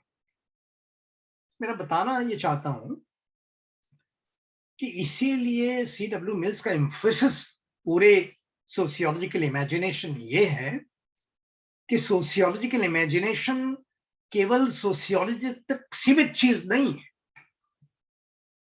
वो जैसे भी सामाजिक विश्लेषक हैं अक्सर उन्होंने सोशल एनालिस्ट शब्द का इस्तेमाल भी किया, चाहे वो लिटरेचर के लोग हों, चाहे वो पत्रकार हों, चाहे किसी किस्म के इतिहासज्ञ हों, अगर वो इसको दृष्टि में रखेंगे तो एक बेहतर पटल पर और बेहतर तरीके से इसकी व्याख्या कर पाएंगे। अंतिम बात इस बारे में जो कहनी है उनके इस बारे में, तो मैंने कहा कि उनका यह कहना है कि ये सोशियोलॉजिकल इमेजिनेशन में इतनी क्षमता है कि अगर इसको विकसित हो जाए तो रीजन और फ्रीडम की तरफ ले जा सकता है। उनका जो पुस्तक का आखिरी भाग है, उस आखिरी भाग में इसी का वर्णन है। मैं उसको बहुत संक्षेप में यहां रखता हूं कि उनका कहने का अभिप्राय क्या है। वो ये कहते हैं कि एक तरफ रैशनलाइजेशन है, रैशनलाइजेशन का चरम परिणति ब्यूरोक्रेटाइजेशन है, नौकरशाहीकरण है। अगर वेबर को याद करें तो वेबर ने रैशनैलिटी को, रैशनलाइजेशन को के बारे में कहा कि रैशनलाइजेशन जब एक सामाजिक रूप में अभिव्यक्त होता है तो ब्यूरोक्रेसी सामने आती है। आपको याद ही हो कि ब्यूरोक्रेसी के बारे में वेबर की जो टिप्पणी है वो यही है कि the most an ideal type rational legal, most rational legal ideal type, सबसे अधिक रैशनल और विधिक वैचारिक स्वरूप है, ये उन्होंने कहा। अब एक तरीके से वेबर की भी क्रिटिक है। उन्होंने कहा कि ये जो ब्यूरोक्रेटाइजेशन है ये समाजशास्त्र जैसे विषय में मेथोडोलॉजी में झलकता है। मेथोडोलॉजी हर चीज के प्रिस्क्रिप्शन करती है कि इस चीज का मेथड ये होगा। टीम वर्क में झलकता है। अगर आप जानते हो कि जो वैज्ञानिक शोध विदेशों में अच्छे बड़े विश्वविद्यालयों में होते हैं वो टीम वर्क होता है। एक प्रिंसिपल प्रोफेसर होता है, उसके साथ एक दो रीडर और एक दो लेक्चरर काम करते हैं और कई स्टूडेंट्स काम करते हैं, पोस्ट डॉक्टरेट और डॉक्टरेट मिलकर काम करते हैं। एक टीम वर्क होता है, लेकिन इस टीम वर्क का जो संयोजन होता है वो हाईली ब्यूरोक्रेटिक होता है, राइट। उनका कहना है कि जब सोशल चीजों पर हम अध्ययन करते हैं तब भी ये ब्यूरोक्रेटाइजेशन होता है। केवल यही नहीं होता है, हर चीज की स्पेसिफिक टेक्निक पता चलेगी कि अच्छा ये अध्ययन करना है तो ऐसे करो, ये अध्ययन करना है तो ऐसे करो। तो उनका कहना है जो सेंसिटिविटीज है बहुत सारी चीजों की वो गायब हो जाती है, वो इधर उधर हो जाती है और हम उन बारीकियों में, उन जटिलताओं को समझ ही नहीं पाते जो समाज में डे टू डे लाइफ में इंटरेक्शन करते हुए होती है। जब लोगों के जो पर्सनल चीजें होती हैं, पर्सनल होती हैं, सामाजिक होती हैं, कैसे पर्सनल और सामाजिक कैसे अंतर्ग्रंथित होती हैं, इस बात को हम ऐसे मेथड से कलेक्ट नहीं कर सकते, समझ नहीं सकते। ये बहुत मैकेनिकल हो जाता है। ये रैशनल तो हो सकता है, रीजन नहीं हो सकता। रीजनिंग को अलग किया। रीजन वो है जो अगर हमारा लक्ष्य ये जानना है कि वास्तविकता क्या है उसको हमें जन्मा सके। तो उनको एक भेद किया कि रीजन, उनका मानना था कि सोशियोलॉजिकल इमेजिनेशन एक किस्म की रीजनिंग है, रैशनलाइजेशन नहीं है। और समाज के अध्ययनों में यही उपयुक्त है, उनका यह मानना था। समाज के अध्ययनों में ये उपयुक्त कतई नहीं है कि हम एक मैकेनिकल तरीके से चीजों को अध्ययन करें जैसा कि फिजिकल साइंसेस में करते हैं। उन्होंने स्पष्ट कहा कि मैं फिजिकल साइंसेस का विरोधी नहीं हूं, लेकिन मेरा स्पष्ट मानना है कि सामाजिक विज्ञानों में, समाज के विज्ञानों में हम फिजिकल साइंटिस्ट जैसे मैकेनिकल नहीं हो सकते। ये एक बात कही। दूसरी बात कही कि जब इस किस्म की रीजनिंग होगी, जब हम इस तरीके से समाज को उद्घाटित करेंगे, समाज के तमाम पक्षों को, तभी हम फ्रीडम की तरफ अग्रसरित होंगे। और यहाँ उन्होंने इस अपनी किताब में उल्लेख किया, जो आज के दौर में बताना जरूरी है। उनका कहना है कि एक जिस किस्म की दो रिसर्चेस हैं, एक लेगेसी है जो ग्रैंड थ्योरी की लेगेसी है, फॉर्मल कैटेगरीज की लेगेसी है, और दूसरी एब्स्ट्रैक्टेड एम्पिरिसिज्म की लेगेसी है। ये लेगेसी बेसिकली ऑथोरिटेरियनिज्म की तरफ ले जाती है, ये एक सर्वसत्तावादी तरफ ले जाती है। एक साइंस की ऐसी इमेज प्रस्तुत करती है कि हम जो है, हमने जो निष्कर्ष निकाले हैं वही सही है, हम जो कह रहे हैं वही सही है, बाकी कुछ सही नहीं। इसमें जो स्वतंत्रताएं हैं, उसकी जो अभिव्यक्तियां हैं, और समाज में तो ये है ही, समाज के इंटरेक्शंस में स्वतंत्र बहुत इंपॉर्टेंट है। जो स्वतंत्र एक्सप्रेस होता है, बंधन उनके अनुसार होते हैं, लेकिन वो उतने महत्वपूर्ण नहीं। तो समाज में फ्रीडम के लिए भी एक इस किस्म की तर्कशीलता, एक इस किस्म की विचारशीलता आवश्यक है, जो विचारशीलता अधिक संवेदनशील हो, जो विचारशीलता जीवनी, बायोग्राफी और सामाजिक संदर्भ को मद्देनजर रखते हुए की जाती हो, और जिसके आधार पर हम ऐसे निष्कर्षों पर पहुंचे जो निष्कर्ष समाज के लिए वास्तव में महत्वपूर्ण हो, महत्वहीन न हो। ये है उनका सोशियोलॉजिकल इमेजिनेशन। कोई सवालात होंगे तो जवाब। Thank you very much.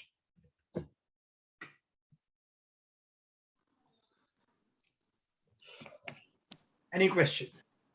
Thank you sir. आज बहुत दिनों बाद आपका क्लास हम लोगों को मिला। आज जब आप लेक्चर दे रहे थे तो 14 साल 15 साल पहले जब लखनऊ यूनिवर्सिटी में हम लोग पढ़ा करते थे आपसे, वो सारी चीजें पुनः फिर से एक बार बहुत बैक टाइम लाइन में हम लोग चले गए। ऐसा लग रहा था कि आज लखनऊ यूनिवर्सिटी में फिर से आप क्लास ले रहे हैं चैम्बर से निकल करके, और हम लोग पढ़ा रहे हैं। और मैम ने बताया था कि आपका स्वास्थ्य सही नहीं है, लेकिन जिस ढंग से, जिस ऊर्जा के साथ आपने 1 घंटे में हम लोगों को सोशलॉजिकल इमेजिनेशन के बारे में बताया, वह फिर से उसी ऊर्जा को हम लोग देख रहे थे जो 15 साल पहले देखने को मिलता था। ईश्वर से कामना है, ईश्वर से रिक्वेस्ट है कि बस इसी तरीके से आपको स्वस्थ बनाए रखें, जिससे हम लोगों को लगातार आपका आशीर्वाद मिलता रहे। Thank you. और मैं प्रोफेसर राजीव गुप्ता सर से निवेदन करना चाहूंगा कि वो अगर कुछ इस पर पूरे लेक्चर पे कमेंट करना चाहें सर, तो आप भी कृपया आएं और कुछ अपना वैल्यूएबल कमेंट्स हम लोगों को दें। Professor Rajeev Gupta sir.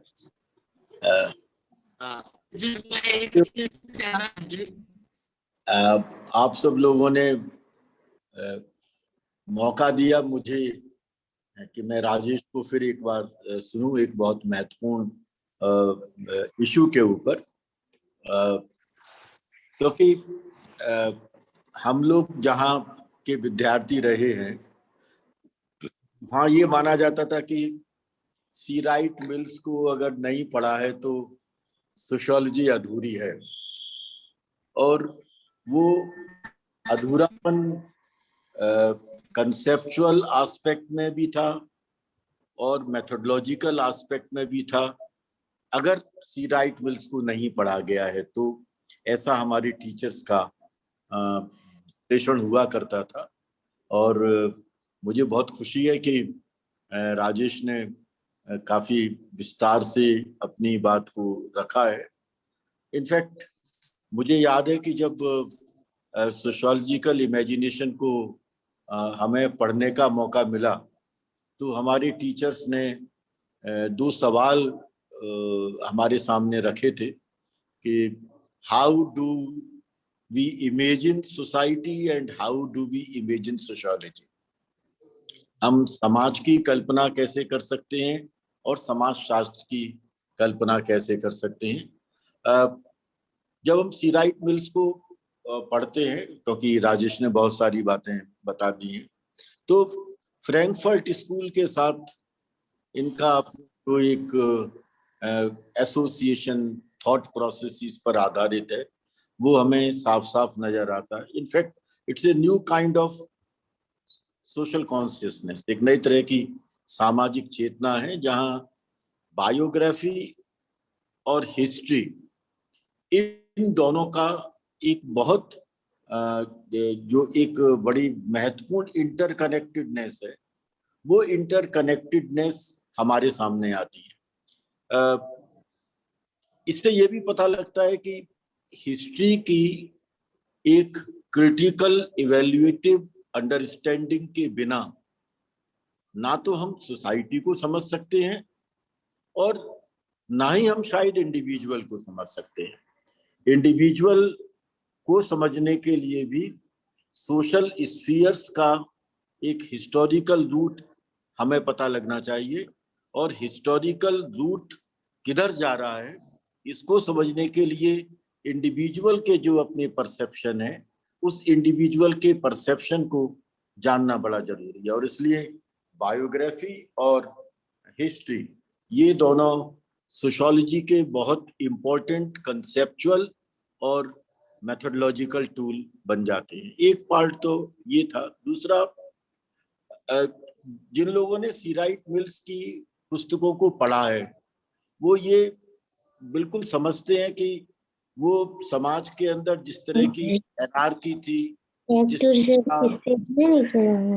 जिस तरह का एक इनकंसिस्टेंसी थी, जिस तरह की कॉन्फ्लिक्टिंग फ्रेम हमारे सामने निकल करके आती थी, उन सबको मिल्स बड़े खूबसूरती के साथ अपनी इन पुस्तकों में प्रस्तुत करते हैं। और इस तरह से प्रस्तुत करते हैं कि बहुत सारे समाजशास्त्री ये मान लेते हैं कि सी राइट मिल्स वास्तव में सोशल कॉन्फ्लिक्ट सोशियोलॉजिस्ट हैं, जबकि मुझे लगता है कि ऐसा नहीं है। उनके चिंतन में ट्रांसफॉर्मेशन की उनको कहीं ईगरनेस नजर आती है कि सोसाइटल ट्रांसफॉर्मेशन ऐसा हो जिसमें कि इंडिविजुअल अपनी लाइफ को एक बहुत अच्छे तरीके से लीड कर सके और सोसाइटी पूरी तरह से एक इस तरह की शेप लेकर के आए जिस शेप में समाज का हर तबका, पर्टिकुलरली वो तबका जो कि विक्टिम्स का शिकार रहा है, वो अपना किसी ना किसी रूप में एक अच्छे तरीके से जीवन यापन कर सके। और इसलिए मुझे लगता है कि बाकी राजेश बताएंगे कि सी राइट मिल्स एक बहुत फेमस, बहुत प्रभावशाली पब्लिक सोशियोलॉजिस्ट के रूप में हमारे सामने आते हैं।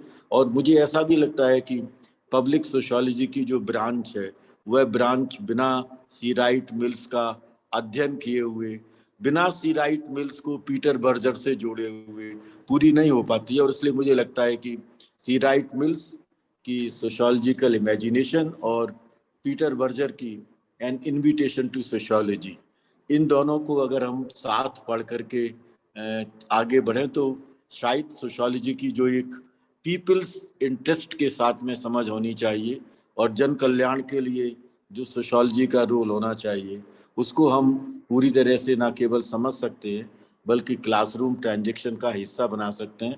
I am thankful to Rajesh जिन्होंने एक बार फिर सी राइट मिल्स की हमको याद दिला दी, उन टीचर्स की याद दिला दी जो सी राइट मिल्स को पढ़ने के लिए हमको बार बार इंसिस्ट किया करते थे।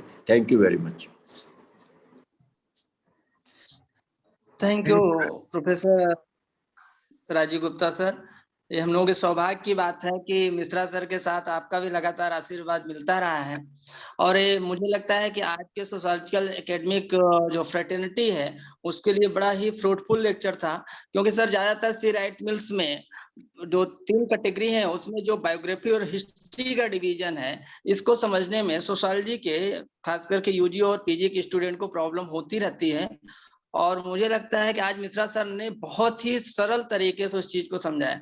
मिश्रा सर के क्लास की ये बड़ी खास बात हुआ करती थी कि वो बहुत ही क्लिष्ट टॉपिक को इतने सरल शब्दों में बताते थे, तो लगता था कि जैसे हम लोग जो है विवाह परिवार नातेदारी जिसको हम समाजशास्त्र में एक बेसिक रूप में मान के चलते हैं, जो बहुत इजीली समझ में आता है लोगों को, उस तरीके से मिश्रा सर बहुत ही क्लिष्ट थिंकर को, डेरिडा, फूको, गिडेंस, मिल्स, सबको इतनी इजीली तरीके से बताते थे कि अपने आप सोशियोलॉजी में इंटरेस्ट बढ़ जाता था।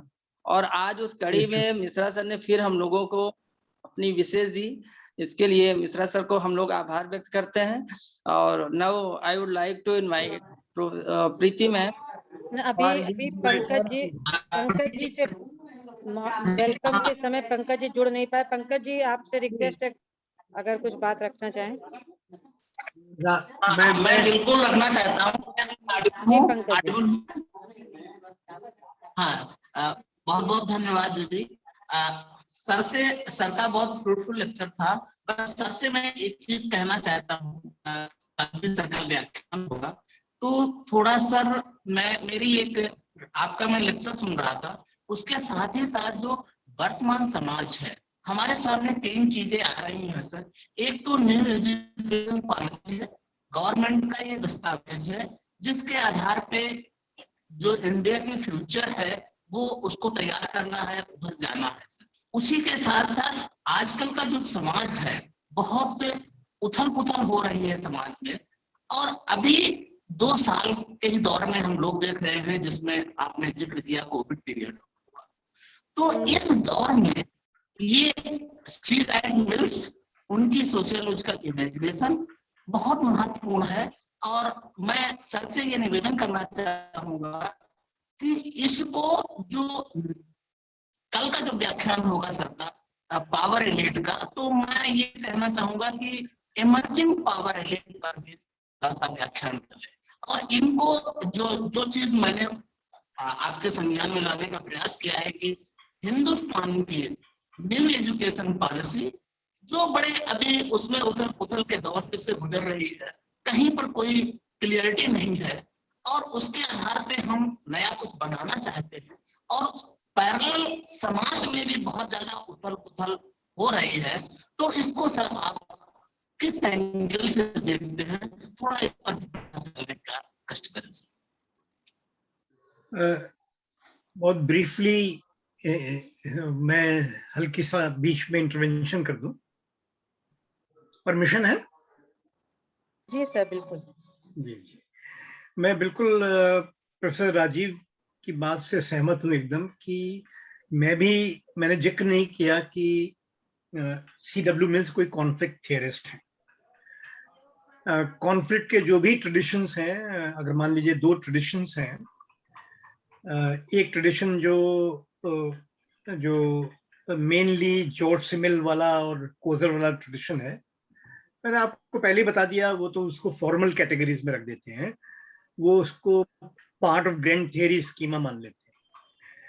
दूसरी तरफ एक दूसरा ट्रेडिशन है, इसमें अब मैं ये स्पष्ट कर दूं कि जो मैं बीच में मैंने रखा नहीं, इस बात को रखना चाहिए था मुझे, कि C.W. मिल्स ने जो प्रभावित हैं अक्सर उनकी जो आखिरी किताब है वो मार्क्सिस्ट करके किताब है।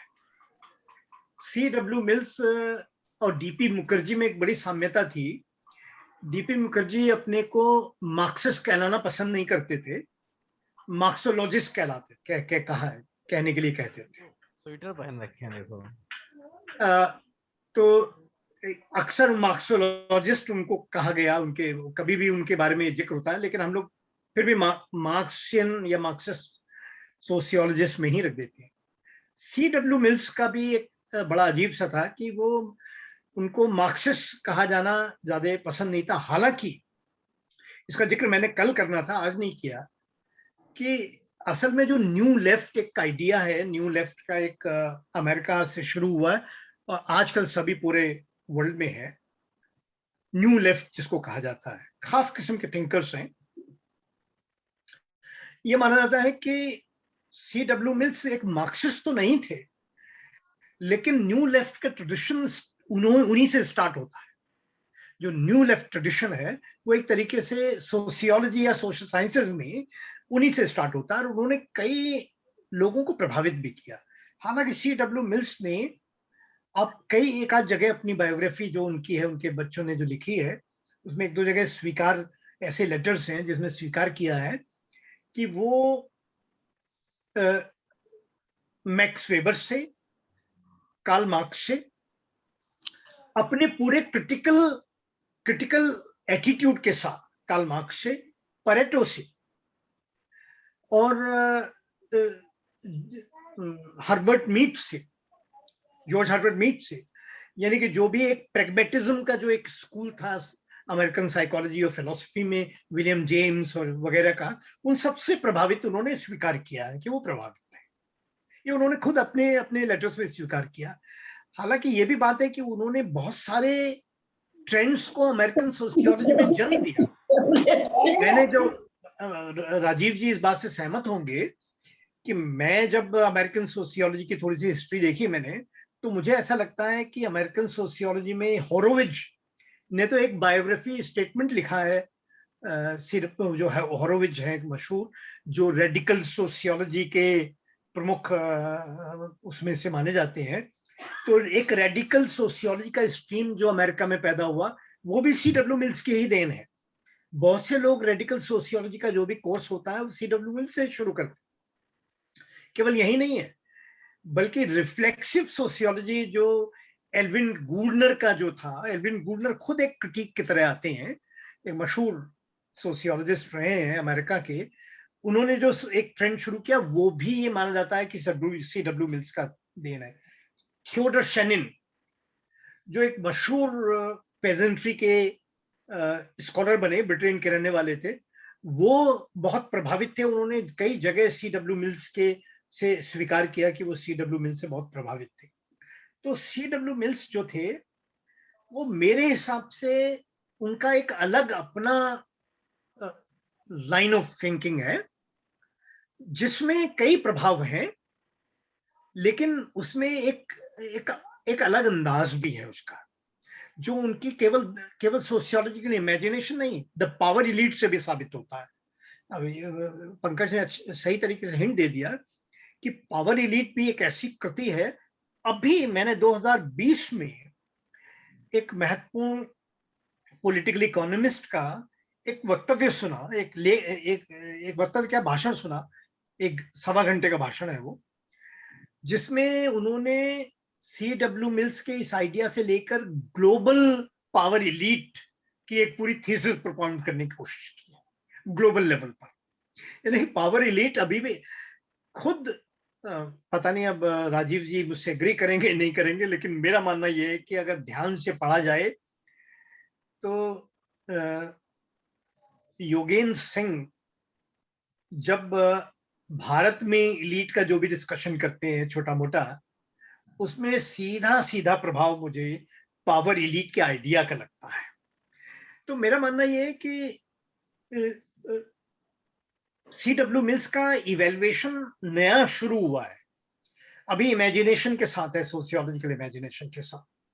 लेकिन मुझे लगता है कि C.W. मिल्स ने अपनी छोटी जिंदगी में जो भी कुछ काम किए, वो काम थोड़े नूतन किस्म के थे और इसलिए उनके प्रभाव भी इस रूप में आए। हालांकि उनका जो अमेरिकन सोसाइटी का क्रिटिक है, वो नो डाउट, वो क्रिटिक में बहुत सारा मार्क्सियन स्ट्रैंड है, इसमें कोई शक नहीं है। पावर इलीट में तो समझ में ही आ जाएगा कितना है, लेकिन फिर भी मैं उनको भिन्न करता हूं, क्योंकि उनकी एक ये जो दृष्टि है सोशियोलॉजिकल इमेजिनेशन की, वो दृष्टि थोड़ी सी नूतन है। उसमें खास तत्व दो ही हैं, वो फिर से मैं रेखांकित करना चाहता हूं। एक ये है कि बायोग्राफी किस तरीके से हिस्ट्री से रिडन है, और ये भी एक जगह उन्होंने स्पष्ट किया, जिस बात को मैंने छोड़ दिया, कि बायोग्राफीज नॉट बायोग्राफी, बायोग्राफीज कैसे यूनाइटेड तरीके से हिस्ट्री को प्रभावित करने की क्षमता रखती है। बायोग्राफी भी हिस्ट्री को प्रभावित करती है। गांधी की बायोग्राफी ऐसी है, गांधी की बायोग्राफी ऐसी है जो हिस्ट्री को जिसने प्रभावित कर दिया। लेकिन किसी भी गांधी की एक्शन को समझना हो तो हिस्ट्री के उस दौर में, उस सोशल कॉन्टेक्स्ट में रखना ही पड़ेगा, इवन उनके सत्याग्रह को भी। तो मैं कहना का मकसद ये है, मैं जो बात को राजीव जी ने जरा खोल दिया, तो मेरा बिल्कुल स्पष्ट मानना है कि उनको कॉन्फ्लिक्ट ट्रेडिशन में रखना कोई मुनासिब नहीं है। वो अपने नूतन किस्म के हैं, लेकिन उन पर मार्क्सियन इन्फ्लुएंस है, ये उन्होंने खुद स्वीकार किया। Thank you. कोई और सवाल? और कहनी थी इसमें अब बहुत अच्छा इशू राजेश रेज किया है। हर बायोग्राफी चाहे वो किसी की भी हो, गांधी की हो या एक साधारण व्यक्ति की हो, उसमें इनहेरेंट हिस्टोरिकल सेंस होता है, क्योंकि वो आसपास के सोसाइटल स्फीयर को अपने अंदर शामिल करके और फिर अपने एक्सपीरियंस को नरेट करने की कोशिश करती है। और इसलिए जब भी हम कोई बायोग्राफी पढ़ें तो हम हर मतलब संबंधित इतिहास की रचना करते चले जाते हैं। और इसलिए मुझे लगता है कि सोशियोलॉजी के अंदर हम जिस तरह से आजकल लोकल रिसोर्सेज के आधार पर जो अनसंग हीरोज हैं उनके कंट्रीब्यूशन को याद करते हैं, तो उसको भी अगर हम कहीं सेंट्रलिटी में लाना चाहते हैं, वो चाहे बद्री नारायण लाने की कोशिश कर रहे हो या सतीश देश पांडे लाने की कोशिश कर रहे हो, और टू एन एक्सटेंट दीपांकर का भी अगर एलिट को लेकर के जो एक्सपोजिशन है, अभिजीत पाठक की जो अपनी एनालिसिस है, उनको अगर हम बहुत डीपली देखें ना कहीं सी राइट मिल्स के प्रभाव से ये लोग ऐसा लगता है कि अपने नैरेटिव्स को आगे बढ़ाने की कोशिश कर रहे हैं।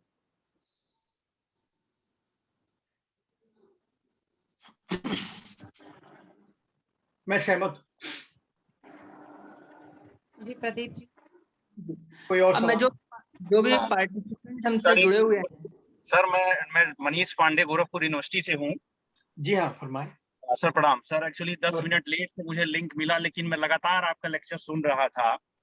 और ये सोशोलॉजिकल इमेजिनेशन का कंसेप्ट अपने आप में इतना थॉट प्रोवोकिंग है कि मुझे याद है सर 3 साल पहले मैंने जब इसको पढ़ रहा था तो कई दिनों तक मैं अपनी क्लासेज में जाता था तो ये कंसेप्ट कहीं ना कहीं कॉन्टेक्स्ट के रूप में आता रहता था। और आज एक बार सर आपने जिस तरीके से डिस्क्राइब किया इस पूरे कंसेप्ट को, एक बार फिर वो चीजें मुझे लगता है कि कई दिनों तक अब इस एक विचार इसी तरीके से आते रहेंगे इस कंसेप्ट को लेकर के। और जैसा सर प्रदीप जी ने कहा कि आपकी कक्षाओं पुराना स्मृतियां उनकी जीवंत हो गई कि किस तरीके से आप क्लासेज अपनी लेते थे। तो मैं तो सर आपका विद्यार्थी नहीं रहा, सिर्फ आपसे कुछ व्याख्यान सुना। और सफीक सर आपका अक्सर जिक्र करते थे जब मैं स्टूडेंट था एमए बीए और एमए का, तो उस माध्यम से मैं आपसे जरूर एक दूसरे रूप में जुड़ा रहा। लेकिन एक इमेजिन मैं कर सकता हूँ कि किस तरीके से आपकी क्लासेज हुआ करती थी और उसमें विद्यार्थी किस तरीके से लाभान्वित होते रहते थे। तो बहुत बहुत धन्यवाद सर, आपका व्याख्यान सुनने का अवसर मिला। Thank you sir. Thank you doctor Manish. अब मैं जो भी पार्टिसिपेंट है हमारे, मैं उनसे रिक्वेस्ट करना चाहूंगा कि अगर किसी के पास कोई क्वेश्चन हो तो पूछ सकते हैं। पार्टिसिपेंट्स में से जो भी क्वेश्चन कोई अगर करना चाहे वो तुरंत कर सकता है। Yes sir. जी गुड इवनिंग सर। सर मेरा नाम रिया सिंह है। जी जी सर मैं आपकी स्टूडेंट रही हूँ। सर मुझे आपसे एक्चुअली एक क्वेश्चन पूछना था कि जैसा कि सर आपने बताया कि सी राइट मिल्स की स्टडी हम अपने पीएचडी स्टडी में किस तरह से कर सकते हैं, तो सर उसी के बारे में थोड़ा सा जानना था कि हम अपने पीएचडी लेवल पे उसको कैसे इंक्लूड कर सकते हैं सर। थोड़ा सा सर इस पे बता सकें तो, जैसे कि मतलब क्या इसको अलग थ्योरी के रूप में लिखें, अलग मेथोडोलॉजी के रूप में लिखें, मतलब सर थोड़ा सा ये समझना चाह रही थी मैं। देखिए, लिखने की आवश्यकता तो इतनी नहीं है, रेफरेंस की आवश्यकता है। जब आप अपनी स्टडी को डिजाइन करें तो डिजाइन करते हुए अब आप किस बारे में स्टडी सोच रही हैं, आप इस पे डिपेंड करेगा, है ना। Yes sir. अगर मान लीजिए कोई ऐसी इशू है जिसको समस्याओं के रूप में समझा जाता है, अगर अक्सर लोग कोई समस्या लेके उसका अध्ययन करते हैं अक्सर, है ना, तो आप जब भी कोई ऐसी कोई समस्या के ऊपर अध्ययन करें या किसी भी चीज पे अध्ययन करें तो उसमें अपने डेटा में इस बात का ध्यान रखें कि आप एक तरफ अपने टेक्निक्स जो भी डेटा कलेक्शन की है, जो एप्रोप्रिएट टेक्निक हो, कुछ इंटरव्यू करेंगे, कुछ और तरीके अपनाएंगे, उससे जो बायोग्राफिक जो सूचनाएं हैं किसी भी यूनिट ऑफ स्टडी की, किसी भी रेस्पोंडेंट की, उसको भी कलेक्ट करें। खाली यही कलेक्ट नहीं करें कि सोशल बैकग्राउंड फैक्टर्स कलेक्ट करें, उसकी बायोग्राफी में जाना पड़ेगा आपको, बायोग्राफिक कुछ इवेंट्स लेके। और फिर साथ ही में आप एक ऐसी भी टेक्निक ऑफ डेटा रखें जिसमें आप उस समय का सोशल कॉन्टेक्स्ट और एक हिस्टोरिकल पीरियड में, वो पीरियड जो उस हिस्ट्री में हिस्टोरिकल दृष्टि से वो पीरियड है, जो भी पीरियड आप जो भी स्टडी कर, उसके कुछ इवेंट्स महत्वपूर्ण जो घटनाएं घटी हैं, वो इन सबको भी किसी भी हिस्टोरियोग्राफिकल मेथड से या किसी भी मेथड से, जो भी आप डॉक्यूमेंट्री मेथड से, कोई डॉक्यूमेंट से उसको भी कलेक्ट करें और फिर इन सबको इंटर रिलेट करें अपने विश्लेषणों में। जो डेटा का विश्लेषण करें, डेटा है उसको इंटर रिलेट करें। तो ये बिना ये कहे कि मैं एक पर्सपेक्टिव इस्तेमाल कर रही हूँ या मैं एक ये इस्तेमाल कर रही हूँ, तब भी आप कर सकते हैं। Yes sir. मतलब जैसे अनएम्प्लॉयमेंट की स्टडी भी ऐसे की जा सकती है बहुत इजीली, क्योंकि अनएम्प्लॉयमेंट का विस्तार से एक पैराग्राफ में उन्होंने एग्जाम्पल भी दिया, खुद ही एग्जाम्पल दिया है अनएम्प्लॉयमेंट, वो भी आप कर सकते हैं। तो ये डिपेंड करेगा, अगर आप कोई ऐसी प्रॉब्लम हो मेरे साथ लाएं जो वास्तविक प्रॉब्लम हो, तो मैं आपको थोड़ा सा डिजाइन करके बता सकता हूँ क्या होगा। Okay sir, thank you sir. Sir हमेशा की तरह आपका लेक्चर इतना इजी रहता है समझने में सर, सीरियसली बहुत बहुत थैंक यू सर। मैं इस बहाने ये रिपीट करना चाहता हूँ कि अगर इसमें एक बात, इस बात को भी मैंने उतना डिटेलिंग नहीं किया है, आप लोग पढ़ सकते हैं, जो उनका जो सोशियोलॉजिकल रीजनिंग है, जो साइंटिफिक रीजनिंग है, रीजन और सोशियोलॉजिकल रैशनैलिटी, इन दोनों में भेद किया है। तो वो रीजन और रैशनैलिटी में, रैशनलाइजेशन में भेद करते हैं। और उनका मानना है कि रीजनिंग वो है जो भी रियल किसी चीज के कॉन्सिक्वेंसेस हैं, किसी भी चीज के, इवन पेंडेमिक के सोशल कॉन्सिक्वेंसेस हैं, जो रियल कॉन्सिक्वेंसेस हैं, जो सही कॉन्सिक्वेंस है, उनमें पहुंचने का एक तरीका, वो रीजनिंग है। तो रीजनिंग, रीजन एंड फ्रीडम ये इंटरलिंक्ड है उनके अनुसार। Reason rationalisation may not result to freedom, rationalisation से फ्रीडम नहीं आई। और इस बारे में उल्लेख करते हैं वो ब्यूरोक्रेटाइजेशन का, और खुद वेबर का उल्लेख करते हैं कि वेबर ने खुद ही कहा है कि जो आधुनिक मनुष्यता है वो तो ब्यूरोक्रेटिक लोहे के पिंजरे में कैद है। जो आधुनिक मानवता है वो एक ऐसा पिंजरा हो गया है ब्यूरोक्रेसी का, जिसमें वो कैद हो गई है। ये ब्यूरोक्रेसी का पिंजरा केवल उन लोगों के लिए नहीं है जो ब्यूरोक्रेसी में हैं, कहीं के डीएम हैं, कहीं के कुछ है, या जो कहीं यूनिवर्सिटी किसी कॉलेज में काम करते हैं, वो लोग वो तो हैं ही हैं। उनका कहना है कि जो मानव एट लार्ज हैं वो भी इस ब्यूरोक्रेटाइजेशन के जितने भी आयाम हैं, उन आयामों में कैद हो गया है। और इसलिए जरूरी है कि रीजनिंग की जाए ताकि इससे फ्रीडम मिले। वो इस बात में भी देखने में आता है कि हमारे जो इमेजिनेशंस हैं, सोशियोलॉजिकल जरा अलग रख दिया जाए, इस दौर में उन्होंने खुद उल्लेख किया फासिज्म का, नाजीवाद का, मुझे भी जरूरी है उल्लेख करना, ऑथोरिटेरियनिज्म का। जब ऑथोरिटेरियनिज्म होता है तो अच्छे अच्छे एजुकेशन करने वाले लोग उस अथॉरिटेरियन पर्सनैलिटी का एक हिस्सा बन जाते हैं, वो अकॉर्डिंगली रैशनलाइज करना कोशिश करते हैं। और इस रैशनलाइजेशन में अल्टीमेटली मानवता कैजुअलिटी होती है, अल्टीमेटली मनुष्य मारे जाते हैं, या मनुष्य मारे नहीं जाते हैं तो वो एक द्वितीय किस्म के नागरिक बन जाते हैं। तो ये जो, इसीलिए उनका कहना था सोशियोलॉजिकल इमेजिनेशन ये इसलिए जरूरी है कि वो हमें केवल रीजनिंग करके हमें फ्री कर देगा, कम से कम ऐसी मानसिक दास्ताओं से फ्री कर देगा जो मानसिक दास्ताओं में हम लोग फंस गए हैं।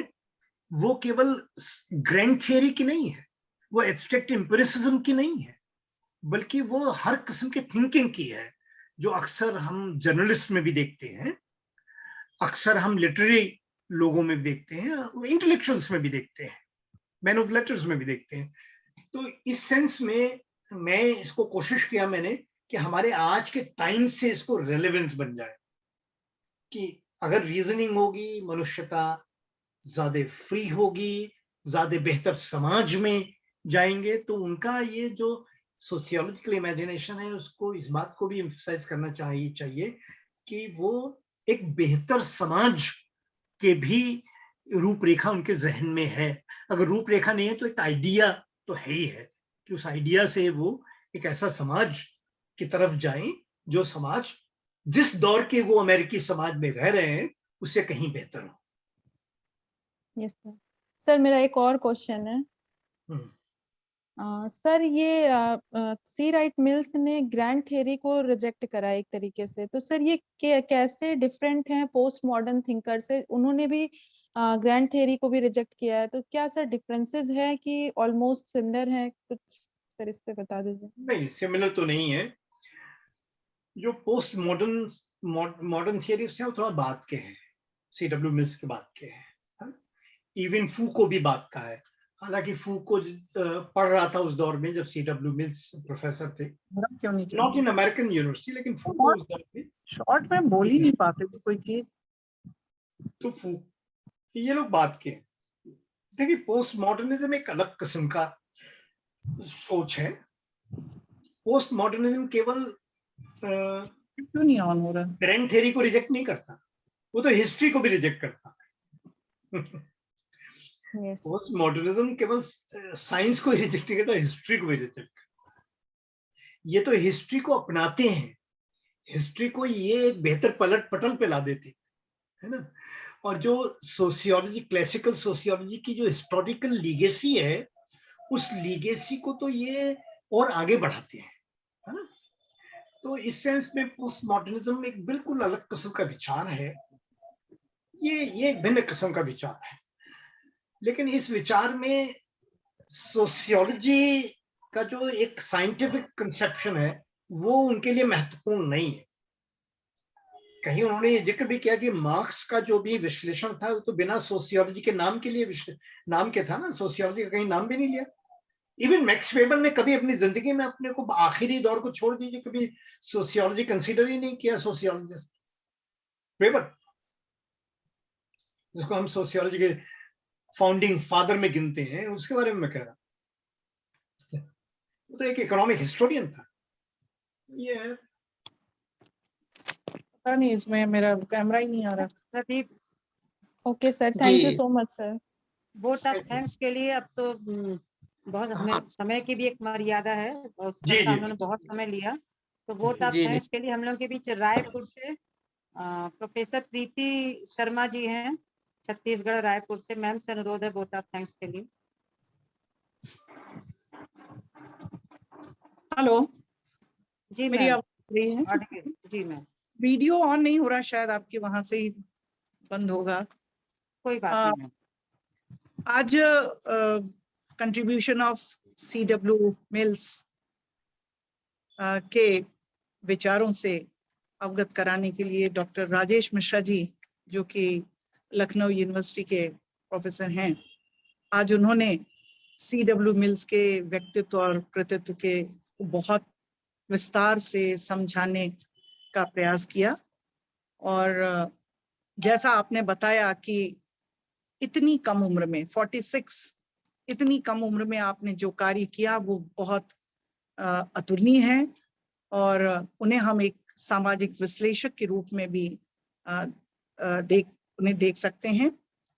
आपने मिल्स की जो प्रमुख कृतियां हैं उनमें से विशेष रूप से आज आपने सोशियोलॉजिकल इमेजिनेशन पर बड़ी विस्तार से अपनी बात बड़े ही सहज सरल शब्दों में आपने उनके इस कृतित्व के संबंध में लोगों के सामने अपने विचार रखे। और निश्चित तौर पर न केवल विद्यार्थियों के लिए, शोधार्थियों के लिए, बल्कि आज इस कार्यक्रम से जुड़े हुए जितने भी पार्टिसिपेंट्स जुड़े हुए हैं, वो सभी आपके आज के इस वक्तव्य से वो सभी लाभान्वित हुए हैं। और जैसा कि हम सभी जानते हैं कि अभी CW मिल्स पर आगे भी कल चर्चा होनी है। मैं ज्यादा समय न लेते हुए, क्योंकि काफी समय हो चुका है जैसा अंशु केडिया जी ने अभी बताया, तो ज्यादा समय न लेते हुए मैं आज आपके इस वक्तव्य के लिए आपका आभार प्रदर्शित करती हूँ, आपको बहुत धन्यवाद देती हूँ। और जैसा कि हम सभी जानते हैं कि आज का जो ये कार्यक्रम है वो बच्चों के लिए बहुत महत्वपूर्ण रहा। मैंने अपना अनुभव मैं बताऊं कि मैंने सर को पहली बार सुना है, लेकिन वास्तव में जो बातें बाकी शोधार्थियों के द्वारा या प्राध्यापकों के द्वारा कही गई कि आपने अपनी बात को इतनी सहजता से, इतनी सरलता से लोगों के सामने रखा है, निश्चित तौर पर आने वाले समय में आपका जो वक्तव्य या आपका जो व्याख्यान होगा उसका और भी लाभ हम सभी को मिल सकेगा। और इसके साथ ही पूरी ऑर्गेनाइजिंग कमेटी को मैं आज के इस कार्यक्रम के लिए बधाई देती हूँ। सर, आपका बहुत बहुत आभार एवं धन्यवाद। Thank you. Thank you Preeti ma'am. Sir, इस जो आपके व्याख्यान में इसमें जो सबसे बड़ी चीज निकल के आती है, इसमें स्टूडेंट्स नहीं होते हैं, इसमें मैक्सिमम टीचर्स होते हैं। इसमें 90% टीचर्स और डिफरेंट स्टेट्स के हैं टीचर्स हैं, क्योंकि हम ही लोग टीचर्स आपसे जो लर्न करते रहते हैं, स्टूडेंट्स लाइफ में जो लर्न किया आज भी करते रहते हैं, वो आज भी लर्न करते हैं हम लोग, स्टूडेंट्स तक लेके जाते हैं। तो हम लोग के लिए बहुत फ्रूटफुल है, स्टूडेंट्स के लिए तो है ही। नहीं, अंशु बोलती है ना कि लिमिट